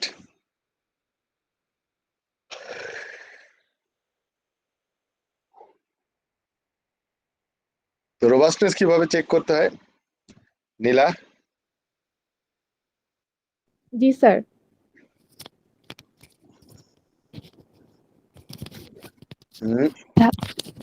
আজকে চুপচাপ আছে, আমার কিন্তু ঘুম আসতেছে কিন্তু। স্যার সবাই তো চুপ আজকে। সেটা তো, সবাই চুপ করে, আমার কিন্তু ঘুম আসতেছে। ওই যে নাইট কোচের ড্রাইভারের মতো অবস্থা হয়েছে আমার। স্যার ওই যে অত্যাচার করে আর কি, যে ব্যাটারি লেভেল একদম কমিয়ে দিলাম, এই টাইপের স্ট্রেস টেস্টিং যেগুলা, অত্যাচার করা সিস্টেমটা, ওটা দিলে হচ্ছে কি রোবাস্টনেসটা বুঝতে পারবো যে সে কতটুকু নিতে পারছে। হ্যাঁ, মানে এটা এটা আসলে কিভাবে করা হয়? আমরা যে কোনো একটা মানুষের রোবাস্টনেস কিভাবে টেস্ট করি? স্যার তাকে খোঁচা দিয়ে, তাকে নেগেটিভ কথা বলে, নেগেটিভ বলে টিজ করে, তাই না? হ্যাঁ জিটিস করে, টিজ করা হয়, টিজ করে করে তারপরে যদি দেখি যে সে রাগ করছে না, তারা বলে যে টলারেন্স লেভেল খুব হাই। হ্যাঁ, তো যেমন স্যার ওই যে একটা কম্পোনেন্টে কোন একটা ফিল্ডের ভ্যালু হয়তো নাম্বার, হ্যাঁ সেখানে আমরা এইচটিএমএল কোড ঢুকাই দিছি। তার মানে বোঝা গেল যে আমি একদম হচ্ছে নেগেটিভ ভাবে টেস্ট করব, নেগেটিভ কথা বলে টিচ করার অনেকগুলা আছে। যে দেখবেন যে বিশেষ করে আমার যে এম ইন লাইফ ছিল, যদিও ফেল করেছি, আমার এম ইন লাইফ ছিল হচ্ছে আমি জিটি পাইলট হব। মানে এইসব ইঞ্জিনিয়ার ডাক্তার এসব পছন্দ না আমার, ফাইটার বিমান চালাবো, নর্মাল বিমান না। তার জন্য আমি খুব ইন্টারমিডিয়েট থাকতে এমনি পড়াশোনা বাদ দিয়ে এই আইকিউ টেস্ট, ফিজিক্যাল টেস্ট এইসব করে বেড়াতাম বেশি। তো ডিফেন্সে যারা যায় তাদেরকে ইরিটেট করা হয় জানেন, কোশ্চেন করে করে, দেখে কতটুকু সহ্য ক্ষমতা আছে।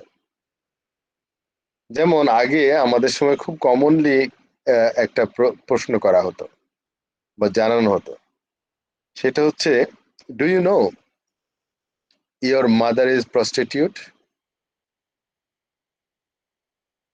কোনো ছেলে মাথায় রক্ত গরম হয়ে যাওয়ার কথা না এসব কথা শুনলে? একজন আর্মি অফিসার যদি এই কথাটা বলে, সে কতটুকু সহ্য করতে পারে? আমার কাজিন ট্রেনিং থেকে চলে আসছে গালাগালি দিয়েছিল বলে। স্যার ঘুষি টুসি যে মেরে বসে নাই, এটা ইয়ে করেন, ঘুষি টুসি মেরে বসার কথা না, সেটা তো তার মানে কি, মানে যখনই ঘুষি মেরে বসবে তখন হচ্ছে যে বুঝতে হবে যে তার রোবাস্টনেস নাই। এটার জন্য তো আসলে এসব প্রশ্ন করে। এর মানে হচ্ছে একজন আর্মি বা একটা আর্মি অফিসার, সে যুদ্ধক্ষেত্রে শত্রুদের কাছে যখন ধরা পড়বে তখন কি পরিমাণ টিজিং হবে, সে কি সহ্য ক্ষমতা কতটুকু আছে? মানসিক শারীরিক টিজিং করা হয়, কতটুকু রোবাস্ট আছে। ওই প্রশ্নটা সবাইকেই করতো আসলে। এটা যদি মাথা ঠান্ডা থাকেন খুব সুন্দর উত্তর দেওয়া যায়।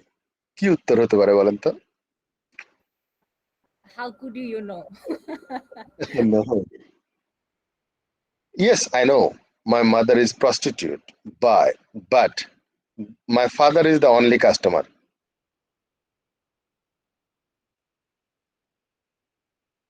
That's very impressive, sir.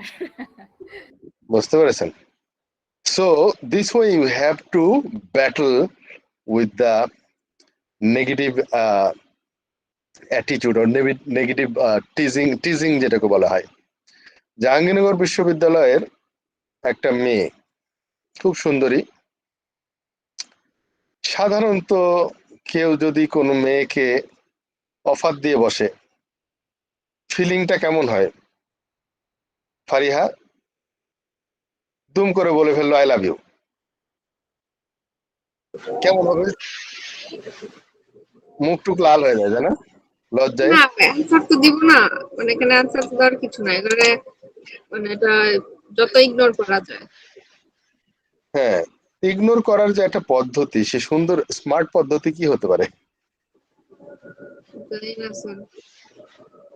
আর আমরা চিল্লাচিল্লি করতে পারি, গালাগালি করতে পারি, হ্যাঁ, খারাপ কথা বলে কিছু ফেলতে। বলা যাবে না, ওটা করলে তো নিজেরই ইমেজ নষ্ট হলো। তো জাহাঙ্গীরনগর বিশ্ববিদ্যালয়ের একটা মেয়ে, তার ডিপার্টমেন্টের একজন টিচার, ইয়াং টিচার, সে মেয়েটাকে পছন্দ করে ফেলছে। খালি চান্স খুঁজে যে অফার দেবে, একদিন দিয়েই ফেললো, আই লাভ ইউ বলে ফেলেছে। মেয়েটা সুন্দর মতো বললো যে I love you too sir. এখন শেষ হয়েছে, এখন স্যার আমি যেতে পারি, শোধ হয়েছে। আপনিও বলছেন, আমিও বলেছি, শোধ। এখন যান, চল আমরা আলাদা দিকে চলে যাই। এই যে টলারেন্সটা, হ্যাঁ, এই যে কন্ট্রোল নিজের, এই কন্ট্রোলটা হচ্ছে ইম্পর্টেন্ট। আমরা কোনো সিস্টেমকে যখন টিচ করব, সেই সিস্টেমকে অবশ্যই সুন্দর সুন্দর ডেটা দিয়ে টিচ করব না, আমরা উল্টা পাল্টা ডেটা দিয়ে টিচ করব। হ্যাঁ, একদম যা খুশি তাই করতে থাকবো, দেখি কি হয়, আষাঢ় দেব ধরে, গামছা কাঁচা মতো। তো দেখবো যে যদি ঠিক মতো দাঁড়িয়ে থাকতে পারে সিস্টেম, তাহলে আমরা বলবো যে এটা রোবাস্ট। হ্যাঁ, তো এই রোবাস্টনেসটার আমরা কিভাবে রোবাস্টনেস তৈরি করতে পারি বলেন তো? মানে রোবাস্ট একটা কম্পোনেন্ট যদি বানাতে হয়, তাহলে কি ফিচার অ্যাড করতে হয়? কে বলতে পারবে?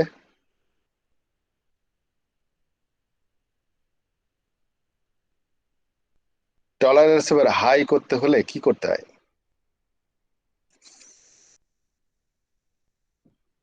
এই জিনিসগুলো জানতে হবে, তাহলে তো ডেভেলপারদের আমরা গাইড করতে পারবো, তাই না মেহেদি?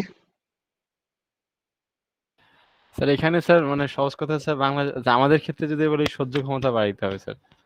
তো এটা সফটওয়্যার কোডিং এর ক্ষেত্রে আমরা কি করলে সহ্য ক্ষমতা বাড়বে? এত এত গল্প বলার উদ্দেশ্য তো হচ্ছে ওইটাই, তাই না? আমার এখন কম্পোনেন্টে আমার তো লক্ষ্য উদ্দেশ্য না যে আর্মিরা আজে বাজে কথা বলেছে আর আমি সেটা শিখলাম, মুখস্থ করলাম, এরপর থেকে বলবো, তাই না? আমার উদ্দেশ্য না যে জাহাঙ্গীরনগর বিশ্ববিদ্যালয়ের মেয়েটার মতো আমাকে যদি কেউ এসে বলে, তাহলে আমি এরকম করে উত্তর দিব। এটা তো আর আমার উদ্দেশ্য না। আমার উদ্দেশ্য হচ্ছে একটা কম্পোনেন্ট কে আমি রোবাস্ট বানাতে হলে কি করতে হবে?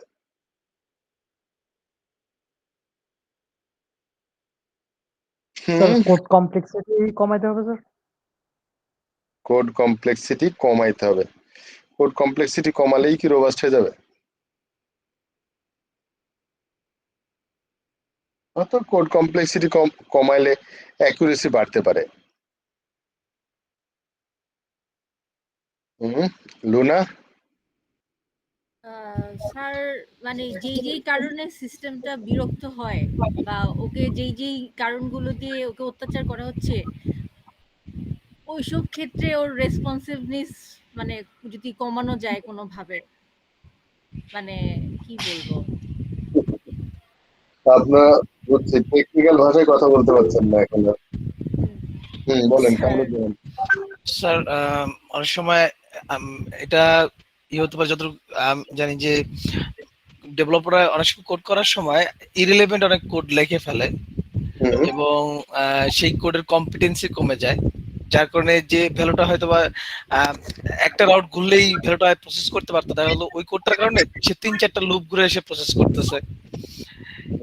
এরকম কিছু কেস ইমপ্রুভ করলে হয়তো রোবাস্টনেস বাড়তে পারে। তারপরে টেস্ট ডিউরিং ডেভেলপমেন্ট যে সে যে একটা ভ্যালুতে টেস্ট করতে বা দুইটা ভ্যালুতে টেস্ট করতেছে, সে যাতে ওই মাল্টিপল টাইপের ভ্যালুতে টেস্ট করে, তাহলে একটু রোবাস্টনেস প্রথম থেকেই এটা ইনক্রিজ করা যেতে পারে। আর কেউ অ্যাড করবেন? ফারা রহমান প্রজাপতি।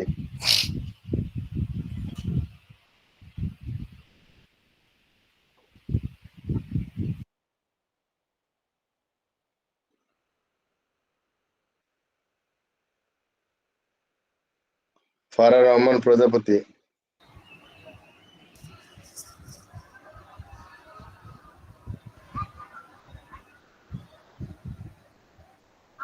ক্লাসে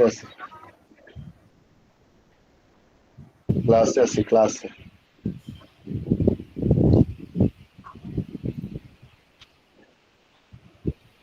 ফারা রহমান আছেন নাকি? ঘুমাই গেছে, উত্তরে দিচ্ছেন না ব্যাপার থেকে। স্যার কমপ্লেক্সিটি কমাতে হবে এটাই। কিভাবে কোডে আমি কি করতে পারি, কি করলে মানে আমার রোবাস্টনেস বাড়বে? কমপ্লেক্সিটি কমালে হয়তো অ্যাকিউরেসি বাড়তে পারে, কিন্তু রোবাস্টনেস কি করে বাড়বে? রোবাস্টনেস মানে তো হচ্ছে আমাদের ইয়ে করতে হবে, কি বলে, নেগেটিভ টেস্ট করলে যেন কাজে না পড়ে যায়, লোভ দেখায় যেন চরিত্র হনন না করতে পারে, তারপরে হচ্ছে রাগিয়ে যেন না পারে, মানে চরম ভাবে যতই নির্যাতন করুক যেন কোনোভাবেই পদস্খলন না হয়। This is called robust character. অনেকে বলে না চরিত্র হারানোর। হ্যাঁ স্যার সহজ কথা sir, smart coding sir, smart coding এর মধ্যে স্যার যদি স্যার আমাদের ফাংশন গুলো স্যার ভালোভাবে ক্লিয়ার করা আমাদের স্যার, তারপর হচ্ছে যে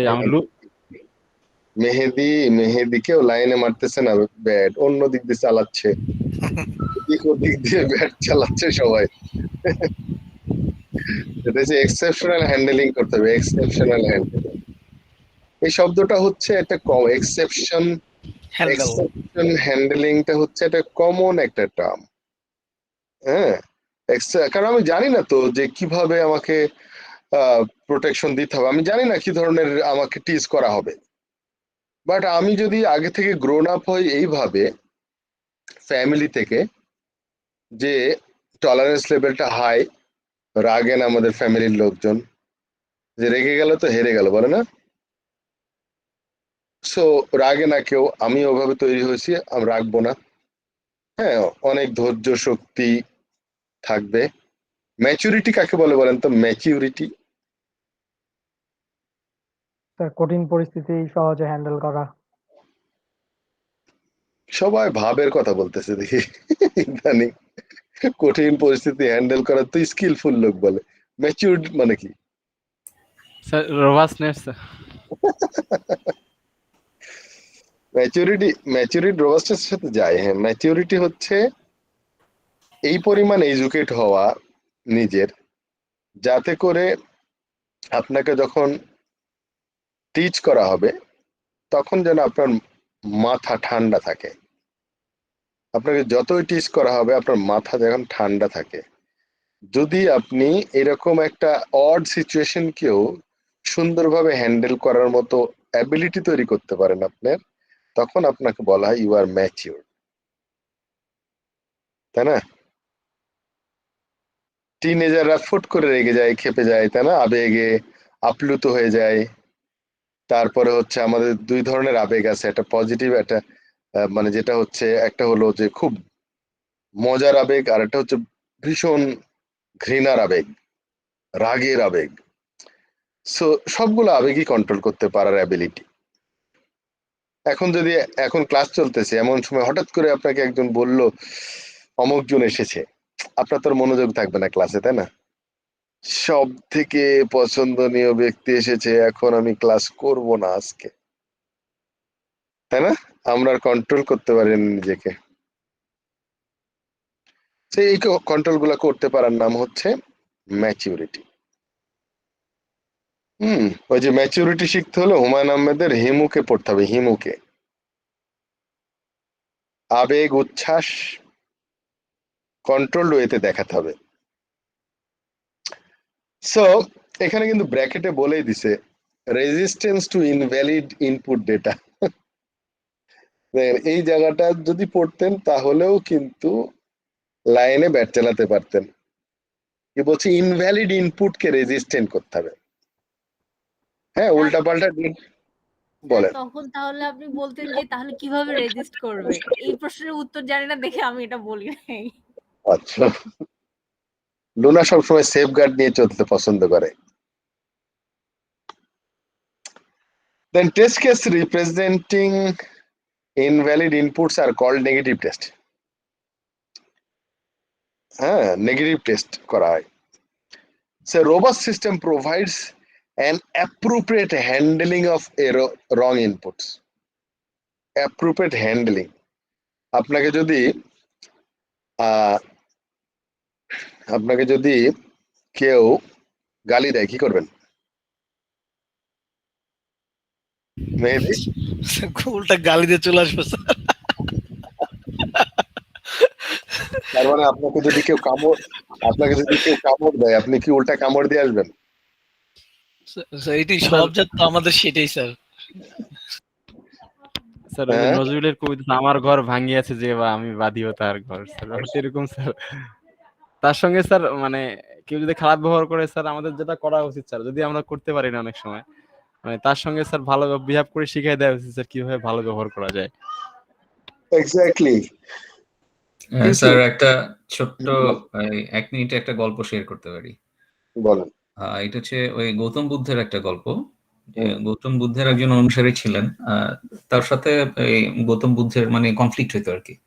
মানে গৌতম বুদ্ধ ছিলেন ঠান্ডা প্রকৃতির, কিন্তু ওর কথা হচ্ছিল যে না এইটা এইভাবে করতে হবে, ওইটা এইভাবে করতে হবে, মানে সবসময় মানে এই করতো। কিন্তু গৌতম বুদ্ধ ওনাকে খুব স্নেহ করতেন। তো এই স্নেহের সুযোগ নিয়ে সে আবার একটু মানে বকাঝকাও করতো গৌতম বুদ্ধকে। তো এক সময় মানে গৌতম বুদ্ধ তাকে জিজ্ঞেস করলো যে আমার উপরে তোমার অনেক রাগ? তো বললো যে হ্যাঁ। তো বলছে আমার অনেক গালি দিতে ইচ্ছা করে। তো উনি বললো যে হ্যাঁ ঠিক আছে, তাহলে তোমার আমি সময় দিলাম, তোমার মনে যত রাগ আছে তুমি আজকে ঝাড়ো। তারপরে সে মানে তার স্টকে যা ছিল সব মোটামুটি ঝেড়ে দিছে। তো ঝেড়ে দেওয়ার পরে গৌতম বুদ্ধ বললো যে তুমি শেষ করছো? তো উনি বললো যে হ্যাঁ আমি শেষ করছি। তো বললো যে আচ্ছা এখন আমার 2টা প্রশ্নের উত্তর দাও। তো প্রথম প্রশ্ন হচ্ছে যে যে জিনিসটা তোমার সেটা যখন আমাকে দিচ্ছ, তো এখন আমি নিতেও পারি না নিতেও পারি, সো নেওয়া না নেওয়ার স্বাধীনতা তো আমার। তো বললো যে হ্যাঁ। আচ্ছা ঠিক আছে, সো আমি যদি না নেই তাহলে তুমি যে জিনিসটা দিছো সেটা তোমারই থেকে যায়। তো এই প্রশ্নের উত্তরে সে আর তখন কিছু বলতে পারে না, মানে ওই দিন থেকে সে চুপ হয়ে গেছে, আর পরের কোনো কথা বলে না আর কি, গালাগালি করে না আর কখনো। এক্স্যাক্টলি, দিস ইজ কল কি বলে রং ইনপুট কে হ্যান্ডেল করার অ্যাবিলিটি। হ্যাঁ, আমরা কি করি, রেগে গিয়ে উল্টা গন্ডগোল করি, মারামারি করি, হ্যাঁ গালি দিয়ে চলে আসি, তাই না? সো এটা করা যাবে না। আপনার যদি গালি দেয় তাহলে আপনি একটু স্মাইল ফেস করেন, দেখেন ও যে পরিমাণ রেগে গালাগালি করছিল তার থেকে দ্বিগুণ পরিমাণ জ্বলতে থাকবে, যে আপনার স্মাইল ফেস দেখে আরো জ্বলে উঠবে, তেলে বেগুনে জ্বলে উঠে বলে না, ওরকম হবে। এটা টেস্টেড স্যার, একদম ট্রু। হ্যাঁ, এটা আমি টেস্ট করছি। আপনি কথা যদি বলতে হয় এতটুকু বলতে পারেন, নেগেটিভ কথা বলবেন না, পজিটিভ কথা বলবেন। কিরকম, যে দেখো ভালো মানুষের মুখে ভালো কথাই আসে, মানে সে যে গালি দিচ্ছিল সেটাই খারাপ বলেন না, আপনি বলবেন যে ভালো মানুষের মুখে ভালো কথা আসে। এইটা বলেন না যে খারাপ মানুষের মুখে গালি আসে, তাহলে আপনি সরাসরি আমি খারাপ তাই বলবে। ওর থেকে বলবেন যে ভালো মানুষের মুখে ভালো কথা আসে। এটা বললে খুব সংক্ষেপেই তার উত্তরটা হয়ে যায়, সে হয় সংযত হয়ে যাবে, আর না হয়তো আরো অতিরিক্ত গালাগালি শুরু করবে। যত গালাগালি করবে ততটাই সে লসের মধ্যে পড়তে থাকবে। তো আমার আব্বার কাছে একজন প্রতিবেশী আসছে, তার প্রতিবেশী ওই তাদের বাড়ি থেকে এদেরকে গালাগালি করতেছে। কি করবো বলেন, আমরা তো সহ্য করতে পারছি না। তো আমাদের ওদিকে ওই যে ঝাড়ুকে বলে বাড়ুন, ঝাড়ুকে বলে বাড়ুন, যেমন নোয়াখালী এদিকে বলে পিসা না এই পাশে। তো আমি বলছি স্যার ওই জায়গায় পয়ের জায়গায় হ দেন। হিচা হিচা আচ্ছা, তো আমাদের ওই বাড়ন যখন বাড়ন ঝাড়ু দিতে দিতে দিতে ছোট হয়ে যায় না, তাকে মুড়ু বাড়ন বলে, হ্যাঁ ছোট হয়ে যায়। তো আব্বা শিখাই দিছে যে ওখানে গালে দিতে থেকে যখন দেখবেন যে টোন কমে আসতেছে, গলার জোর কমে আসতেছে, তখন ওই মুড়ু বাড়নটা একটু দেখাবেন, যেহেতু আরো বেশি করে চিল্লাচিল্লি করে গালাগালি করে। আবার দেখবেন যে কিছুক্ষণ পর যখন টোন কমে আসবে আবার দেখাবে, টায়ার্ড করে দিতে হবে ওকে, তাহলে দেখবেন যে আস্তে আস্তে আর কোনোদিন গালি দেবেন আপনাকে। তো ওইটাই যে আপনি যদি রং ইনপুট, নেগেটিভ কথা এগুলো যদি টলারেট করতে পারেন, then you are matured and robust. আপনার সিস্টেমও সেরকম। Non functional attributes may be tested, যেমন পারফরমেন্স, স্ট্রেস, রিলায়েবিলিটি, এগুলো টেস্ট করা যাবে কম্পোনেন্টের ক্ষেত্রে। নাও এইবার আসছে যে টেস্ট হারনেস। যেহেতু ইন্ডিভিজুয়াল কম্পোনেন্ট, অন্য কেউ তৈরি হয়নি এখনো, আমি টেস্ট করতে হলে তাকেই টেস্ট করতে হবে। কিভাবে করব আমি? তাকে ডেটা সাপ্লাই করবে কে? তার ফাংশনকে কল করবে কে? হ্যাঁ, তার তো কেউ একজন কল করতো পুরো সিস্টেমটা তৈরি হলে, কিন্তু এখন কে করবে? সো এখন তার জন্য আমরা ড্রাইভার লিখব। আপনারা কি জানেন যে মেইন মেথডের আসল নাম কি? মেইন মেথডের আসল নাম হচ্ছে ড্রাইভার মেথড।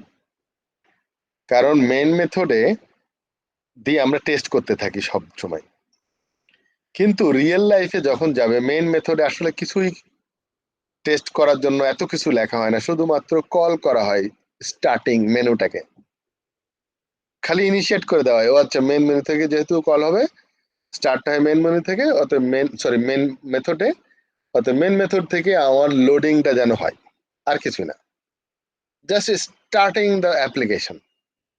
কিন্তু আমরা ডেভেলপমেন্টের সময় যত রকমের টেস্ট করি সব মেন মেথডের মধ্যে। এই জন্য মেন মেথডকে বলা হয় ড্রাইভার মেথড, যে সিমুলেট করে হচ্ছে ইনপুট, যে টেস্ট করে, হ্যাঁ, যে রেকর্ড করে আউটপুট, যে আমার কম্পোনেন্ট থেকে। সো টেস্ট হারনেস বলতে আমি অ্যাকচুয়ালি যেটা বুঝি, দুইটা অংশ আছে টেস্ট হারনেসের।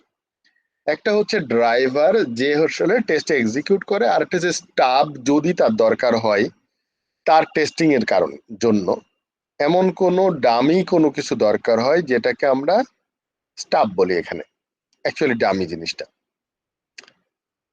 সো এই test harness nothing but program, কি ড্রাইভার এবং স্টাফ লিখতে হবে আপনাকে। সো সেই জন্য আপনাকে প্রোগ্রামিং স্কিল থাকা লাগবে এবং সোর্স কোড অ্যাভেলেবল থাকা লাগবে। সো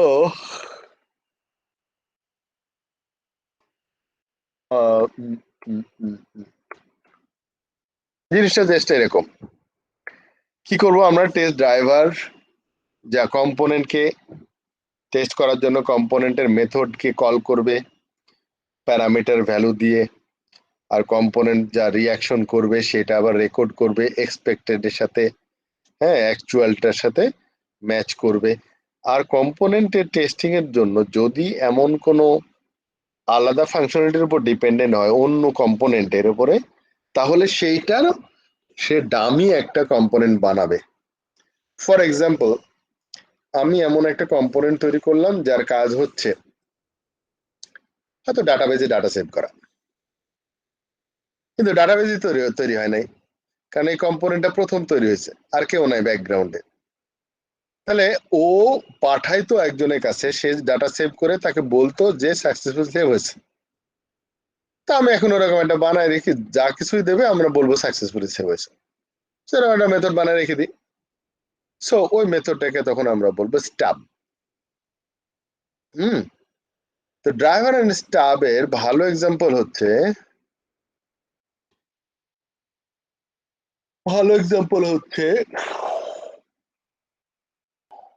টিচার্স ট্রেনিং ইনস্টিটিউট আছে না? আমার ওয়াইফ হচ্ছে প্রাইমারি স্কুলের টিচারদের ট্রেনিং ইনস্টিটিউটের ইনস্ট্রাক্টর। সো আমি জানি ওরা আসলে কি করে এবং কিভাবে আসলে ট্রেনিং ইনস্টিটিউটটা চলে। তো 2 বছরের ট্রেনিং করার পরে ফাইনালি যখন ওদেরকে অ্যাসেসমেন্টের সময় আসে তখন রিয়েলি ডেমনস্ট্রেশন করতে হয় ক্লাস। সো ডেমনস্ট্রেশন যখন করতে হয়, তাদের স্কুল তো হচ্ছে অন্য জায়গায়, সে তো ট্রেনিং এ আসছে, এখন পিটিআইতে আছে। সো পিটিআইতে সে পড়াতে পারে কিনা সেটা তো শেখানো হয়েছে ওদেরকে, না? How to teach, teachers training ইনস্টিটিউটের কাজ কি? টিচারদের শেখানো হয় কিভাবে পড়াইতে হবে। তো এই 2 বছর শেখানোর পরে তাদের অ্যাসেসমেন্ট হচ্ছে। অ্যাসেসমেন্টটা কি? ওই টিচারটা হচ্ছে একটা কম্পোনেন্ট, তাকে টেস্ট করা হবে, তাই না? ওই টিচারটা বলতে যে ট্রেনি টিচার, সে হচ্ছে কম্পোনেন্ট, তাকে ইন্ডিভিজুয়ালি টেস্ট করতে হবে। ইন্ডিভিজুয়াল টেস্ট করবে কে? সে তো রিয়েলি টেস্ট হবে হচ্ছে তার স্কুলে গিয়ে, তাই না? রিয়েল এক্সিকিউশন তার স্কুলে। বাট এখন আমি কিভাবে টেস্ট করব? So I need test driver. Test driver কারা হবে? ইনস্ট্রাক্টররা। ইনস্ট্রাক্টর ইনিশিয়েট করবে, নাও স্টার্ট টেস্টিং, কি বলে, নাও স্টার্ট ডেমনস্ট্রেটিং ইওর লেকচার, তাই না? লঞ্চ করবে। এখন সে লঞ্চ করবে এবং সে পড়াবে কাদের? বাচ্চাদের সামনে। বাচ্চারা কই পাবে? তাহলে বাচ্চার জায়গায় মানে স্টুডেন্ট থাকতে হবে তো, না? রিয়েলি স্টুডেন্ট হচ্ছে তার স্কুলে আছে, তাকে তো ট্রেনিং এ নিয়ে আসতে পারে না স্টুডেন্ট গুলাকে। তাহলে কি করবে? হয় পিটিআই স্টুডেন্ট অ্যারেঞ্জ করবে, অথবা অন্যান্য ইনস্ট্রাক্টররা স্টুডেন্ট সেজে বসে থাকবে,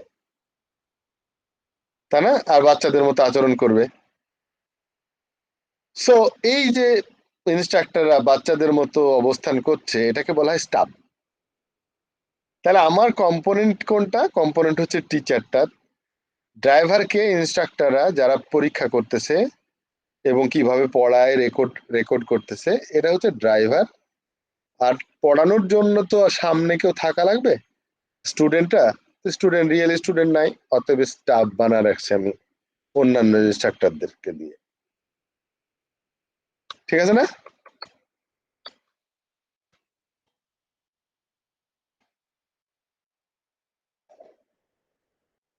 any question? No question? Sir এখানে স্যার একটা বিষয় বুঝলাম না স্যার, আমি স্যার আলাদা করে component sir, dummy component sir কিভাবে করবো স্যার প্রোগ্রামের ক্ষেত্রে স্যার? আপনাকে একটা ফাংশন লিখতে হবে, যে ফাংশনটারে আপনি কল করবেন এখন থেকে।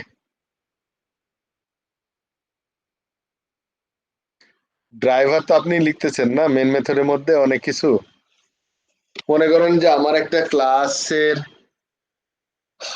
কোনো একটা মেথড আমি টেস্ট করছি, ক্লাসটাই আমার কাছে কম্পোনেন্ট। সো আমি কি করব? মেন মেথডের ভিতরে তার একটা অবজেক্ট ডিক্লেয়ার করব, না? ক্লাসের একটা অবজেক্ট নেব, তারপরে সেই অবজেক্টের ভিতরে আমি অবজেক্টের ডট মেথড বললে মেথডটা আসবে, তারপরে তার ভ্যালু দিয়ে দেব, দিয়ে যে এক্সপেক্টেড আউটকাম আসার কথা সেটা আমি চেক করে দেখবো যে ঠিক মতো আসে কিনা। এটা তো টেস্ট করা। এখন ওর জন্য যদি এমন লাগতো যে ঠিক আছে, আমি যে সাকসেসফুলি সেভ হয়েছে ডাটাবেজে পাঠানোর জন্য আমার একটা কোড করা আছে, তো সেটা ডাটাবেজ না পেলে তো ওটা টেস্ট করা হবে না। তাহলে আমি কি করব? আমি একটা মেথড বানায় রাখবো, যে মেথডের কাজ হচ্ছে তার কাছে বলবে ডাটাবেজ সেভ নামে মেথড বানায় রাখলাম, ডামি মেথড। তাহলে এই মেথড থেকে এই যে আমার কম্পোনেন্ট, সে ওটারে কল করবে, সিকিউএল কমান্ড পাঠায় দেবে। ধরেন ওই যে কল করলো না, সে ওই পাশ থেকে আপনি তো বানাইছেন ডামিটা, না? আপনি খালি বলবেন সাকসেসফুলি সেভড, এইটাই তো রিটার্ন পেলে ও বুঝবে যে হ্যাঁ সাকসেসফুলি সেভ হয়েছে। So this is called dummy code. বুঝতে পারি স্যার। এটা স্যার আমরা সাধারণত করি স্যার, এমনিতে নরমাল কোডিং এর ক্ষেত্রেও তো আমরা এটা করি স্যার, যে আমরা যেটা রাখছি এটা আসতেছে কিনা। হ্যাঁ, কারণ হচ্ছে আমার এটা তৈরি হয়ে গেছে, আমি তো রিয়েলি ডাটা যখন তৈরি হবে রিয়েলি যখন সিস্টেম তৈরি হয়ে যাবে তখন তার আমার ডামি লাগবে না, তখন তো সে আসলে রিয়েল টাইম ডাটা রিয়েল মেথডকে কল করবে। তখন রিয়েল মেথডকে কল করার জন্য মেথডের নামও দিয়ে রাখছে, সেই মেথড দিয়ে আমি একটা ডামি বানায় রেখে দেবো।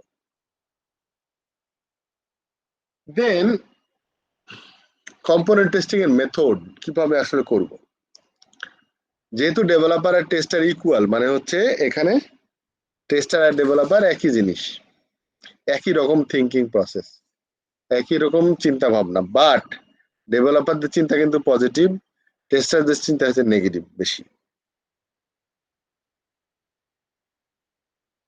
Testing takes place with strong development focus. Knowledge of functionality, component structures, and variables may be applied to design test cases. And often functional testing will apply additionally use the use of debugger, other development tools, যেমন testing unit test framework will allow directly access to the program variable. So আমরা debugger use করতে পারি। তারপরে debugger কি দেখছেন কখনো আপনারা? Interactive debugger,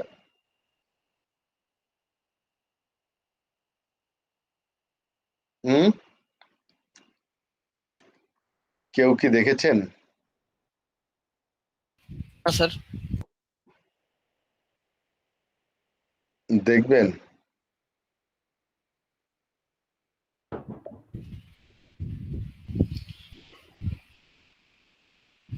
sir সিশার্পে দেখাবেন স্যার? না, সি দিয়ে। সি দিয়ে, ওকে দেখি স্যার। বিএসএটা দেখছি, ভিজুয়াল স্টুডিওটা দেখা হয়েছে, কিন্তু ও ভিজুয়ালটা তো দেখছেন আপনি। হ্যাঁ,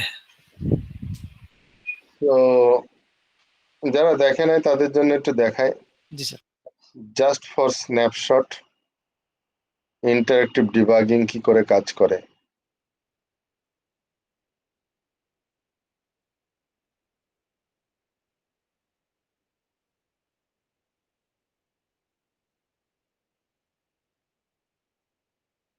দেখা যাচ্ছে? জি স্যার। তো এটা হচ্ছে আমার কোড। আসলে কি কোড করেছি আমি? এই কোডটা করেছি ডায়মন্ড আঁকাইছে, এই যে এরকম সি দিয়ে, টেক্সট গ্রাফিক্স বলা যায়। সেটাকে আমি যদি ডিবাগিং মোডে দেখতে চাই তাহলে আমি একটা ব্রেক পয়েন্ট দিয়ে রাখি, যাতে করে এখানে থামিয়ে দেয় আমাকে। এই যে একটা ব্রেক পয়েন্ট দিয়ে দিলাম, দেখা যাচ্ছে? দিয়ে আমি এই ডিবাগিং মোডে চালাইলাম, এই শুরু হয়েছে। দেখছেন প্রোগ্রাম ভেরিয়েবল গুলো দেখা যাচ্ছে, আই ভেরিয়েবল, আই জে আর সিএনটি। সো এগুলাতে পুরো ভ্যালু দেওয়া আছে, ডেটা টাইপও দেওয়া আছে। খুব ছোট দেখাচ্ছে না? হ্যাঁ স্যার, ভিজিবল দেখা যায় তো।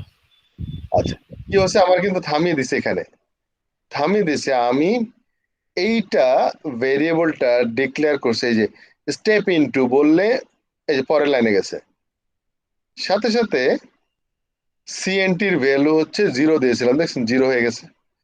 আর এর ভ্যালু 4 দিয়েছিলাম, এই যে 4 হয়ে গেছে এখন। কিন্তু অন্যান্য ভ্যালুগুলো এখনো দেওয়া নাই, আই এবং জে এই গার্বেজ ভ্যালু, এগুলা এতে গার্বেজ ভ্যালু, আর কিছু না। আমি আরেকটু সামনের দিকে যাই, দেখেন আয়ের ভ্যালুটা 1 করেছে এখানে, এই যে 1 হয়ে গেছে আয়ের ভ্যালু, বাট জের ভ্যালু এখনো গার্বেজ হয়ে আছে। সো জের ভ্যালুটা এখন এই লাইনটা এক্সিকিউট করলে, ইভেন দেখেন এখানে কার্সার রাখলে কিন্তু পুরো দেখা যাচ্ছে, হ্যাঁ, প্রত্যেকটা অবস্থান দেখা যায় ভিতরে। ইভেন তার মেমোরিতে নাম্বার কত আছে, হেক্সাডেসিমাল কত ভ্যালুজ, হ্যাঁ, এই সমস্ত জিনিসগুলো দেখা যায় ভিতর থেকে। এই যে যখন আমি বলছি প্রিন্ট এফ এক্সিকিউট করলো, আবার সে ব্যাক করেছে, জাস্ট লুপ যে কিভাবে চলতেছে, কতবার চলে, হ্যাঁ, আমি ইজিলি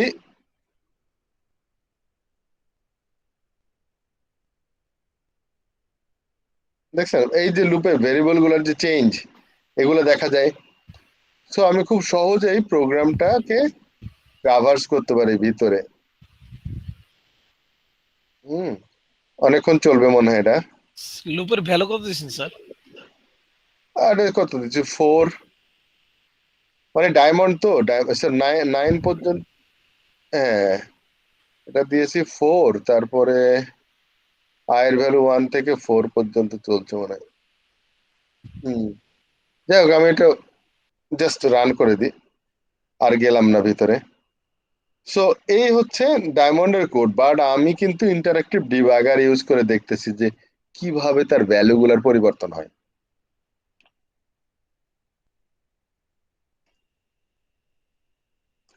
হুম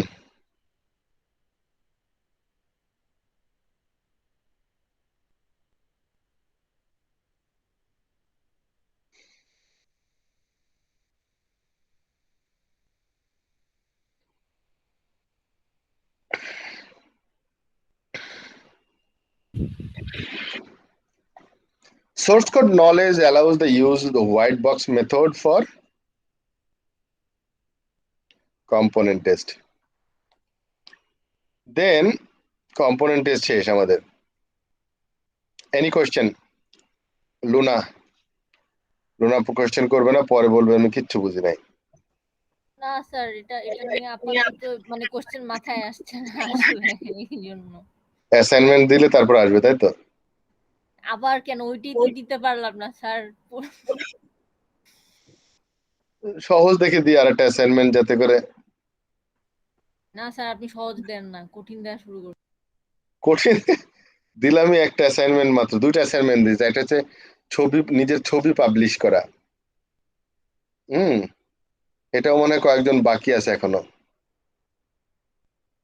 এটা মনে হয় কেউ মানে পাত্তা দেয়নি যে এটা কোনো একটা অ্যাসাইনমেন্ট হতে পারে। অ্যাকচুয়ালি বিষয়টা হলো কি, আমার দেওয়ার অনেকগুলো লক্ষ্য উদ্দেশ্য আছে। যেমন ধরেন, হারাম হালাল যে ডিফাইন করেছে আল্লাহ, আমরা মনে করি যে যেগুলো আল্লাহ হারাম করেছে এটা মানুষের জন্য ক্ষতিকর, সেটা আমরা বিশ্বাস করে সেভাবে আমরা মনে করি যে আল্লাহ যেহেতু এটা না করেছে অতএব এটা ক্ষতিকর। আসলে আল্লাহ আমাদের পরীক্ষা করতেছে আমাদের জন্য। এখন ঠিক আছে, এই শেষ শেষ আসমানি কিতাবে যা বলেছে আসলেই সবকিছুই যেগুলো হারাম করেছে সেগুলো ক্ষতিকর, কিন্তু এর আগে অনেক রকমের হারাম করেছিল আল্লাহ, যেটা হচ্ছে পরীক্ষা করার জন্য মানুষকে। হ্যাঁ, ওই দাউদ আলাহিসাল্লামের সময় এক ইয়েতে বলেছিল যে তোমরা এই যখন নদী পার হবা পানি খাবা না। পানি খাওয়াটা তখন হারাম করে দিয়েছিল। এক সময় দেখবেন যে ইহুদিরা চিংড়ি মাছ খায় না, ওদের জন্য হারাম।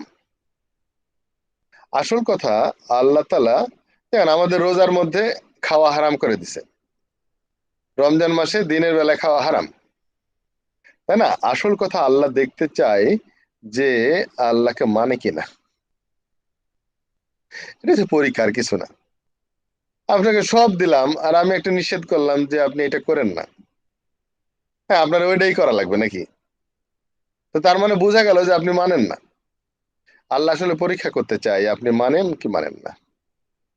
সো ওই জন্য আমি দেখলাম যে সিরিয়াসনেসটা বোঝার জন্য, রেডিনেসটা বোঝার জন্য, যে আমি একটা সিম্পল একটা জিনিস দিয়েছি যে আপনার ছবিটা আপলোড করে দেন, দেখি কে আগে পারে। জাস্ট বোঝার জন্য, আর কিছু না। কিন্তু 3জন দেয় নাই, এর মানে কি? হয় 3জন শুনে নাই, জানে না, ক্লাস করে না।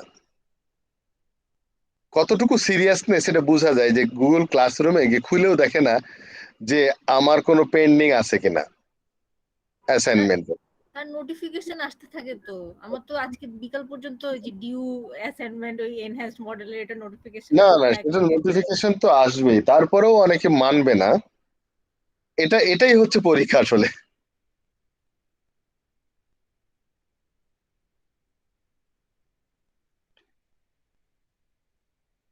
আসলে আল্লাহর হুকুম মানাটা হচ্ছে নিজের উপকারের জন্যই মানা। এতে আল্লাহর কোনো অপকার বা উপকার হয় না, মানুষের উপকারের জন্যই আল্লাহর হুকুমগুলা দেওয়া আছে। এটা বুঝতে পারা, বুঝে মেনে চলাটাই হচ্ছে আসল পরীক্ষা।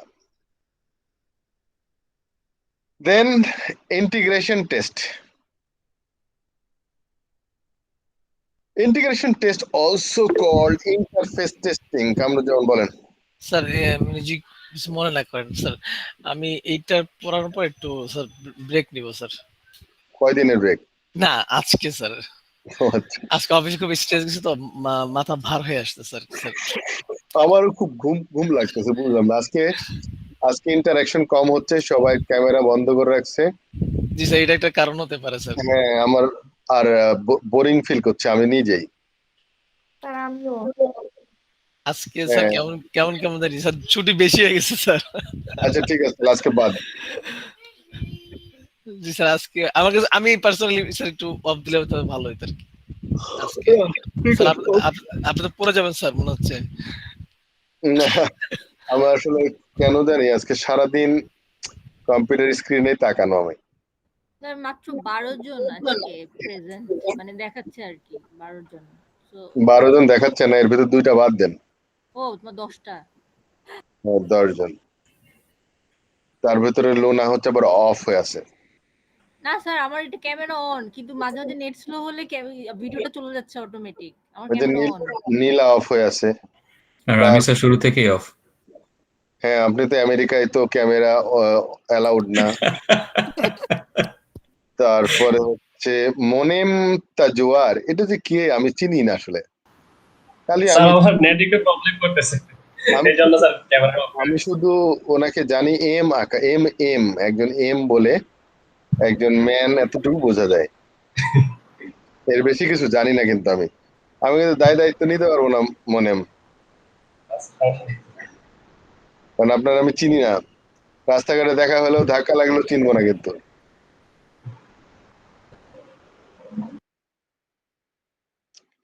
তারা আমাদের চিনবে। তাহলে আজকে পর্যন্তই, একটু ঘুমাইনি। Thank you so much. আর সবাইকে সরি, সবাই হয়তো স্যার মনে মনে বকা দিতে পারে স্যার, আমি কথাটা বলে ফেলছি। না না, এটা মানে সময় উপযোগী হয়েছে আসলে। হ্যাঁ, আমার জন্য আসলে সময় উপযোগী হয়েছে। আমার তো মনে হচ্ছিল যে অবশ্য আমি ঘুমিয়ে ঘুমিয়ে ক্লাস নিতে পারি, কেউ টের পাবেন না যদি আমি ঘুমিয়ে ঘুমিয়ে ক্লাস নিই। না স্যার, এই ক্ষেত্রে তাহলে একটা ছোট্ট জোকস বলে শেষ করি স্যার। তাহলে একজন রাজনৈতিক নেতা ছিল আর কি, উনি বক্তব্য দিতে গেলে ওনার টাইমটা কখন আসবে এটা জেনে নিয়ে উনি স্টেজে বসে ঘুমায় পড়তো আর কি। তো ঘড়িতে অ্যালার্ম বাজলে উঠে গিয়ে ওনার বক্তব্য দিত। তো একদিন এরকম মানে টাইম জেনে নিয়ে ঘুমায় পড়ছে। তো এখন ওইখানে বক্তা একজন অনুপস্থিত। এখন বক্তা অনুপস্থিত থাকায় ওনার শিডিউল আগে চলে আসছে। তো ওনারে সাইড থেকে একটু ডাক দিয়ে বললো যে স্যার আপনার তো বক্তব্যের সময় আসছে। তখন উনি উঠে ডায়াসে দাঁড়ায় বললো, ময়নার মা 1 কাপ চা দাও।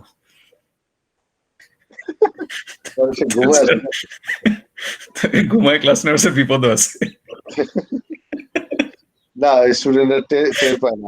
আমি যদি ঘুমিয়ে ঘুমিয়ে ক্লাস নিই টের পায় না, কারণ ঘুমের মধ্যেও আমি একদম এক্স্যাক্টলি সব কথা বলতে পারি, উত্তরও দিতে পারি। ইভেন এরকম হয়েছে আমি একদম গভীর ঘুমে বাসাতে, আর আমার মেয়ে প্রশ্ন করছে আর আমি সব উত্তর দিয়ে যাচ্ছি, কিন্তু আমি আসলে ঘুমাইছিলাম। পরের দিন আমার জিজ্ঞেস করছে, আমি জানি না। আচ্ছা ঠিক আছে স্যার, আপনি বিশ্রাম নেন sir. Okay, thank you sir. Thank you everybody. আসসালামু আলাইকুম স্যার। ওয়ালাইকুম আসসালাম। স্যার আপনি কি একটু থাকবেন স্যার, একটা মিনিট কথা বলতাম। বলেন। সবাই ড্রপ করুক স্যার। স্যার এমনি আপনাকে নক করলে অনেক সময় মানে কখন পাবো এর জন্য।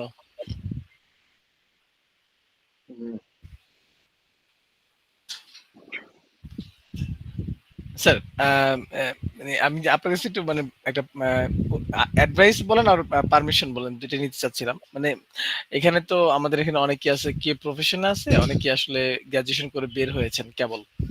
সো বেসিক্যালি মানে আমি আমার অফিসের জন্য কিছু দু একজন লোক রিক্রুট করব টেস্টিং সেকশনে। সো আমি চাচ্ছিলাম যে আপনি পারমিশন দেন বা অ্যাডভাইস দেন, তাহলে আমি হয়তো গ্রুপে একটা ছোট পোস্ট দিতে পারি ফর ইন্টারভিউ। দিতে পারেন, অসুবিধা নেই। Most welcome. হ্যাঁ না স্যার আপনার কাছে জিজ্ঞেস না করে দেওয়াটা আমি চিন্তা হ্যাঁ, করছিলাম। আপনি দরকার হলে আপনি পোস্ট দেন, ওই পোস্টটা আমি টেস্টিং এর যত গ্রুপ আছে আমার হুম, এগুলোকে জানাই দিলাম। That's better sir. ঠিক আছে তাহলে স্যার আমি একটা রেডি করে আমি লিংকটা আপনার গ্রুপে তারপর দিয়ে দিব। টেস্টিং এর আমার একটা ফেসবুকে গ্রুপ পেজ আছে মনে হয়, ওই পেজেও দিয়ে দিতে পারলাম। আচ্ছা তাহলে আপনার প্রেসটা বলুন, আমি স্যার ওখানে অ্যাড হয়ে থাকি স্যার। অনেকগুলো তো আছি, যেমন এসকিউ বিডি তে আছি, তারপর আইএসটি কিউবিতে আছি। হ্যাঁ স্যার আপনার কোন পার্সোনাল গ্রুপ আছে আমি জানি না স্যার কোনটা এটা। পার্সোনাল গ্রুপ হচ্ছে বাংলাদেশ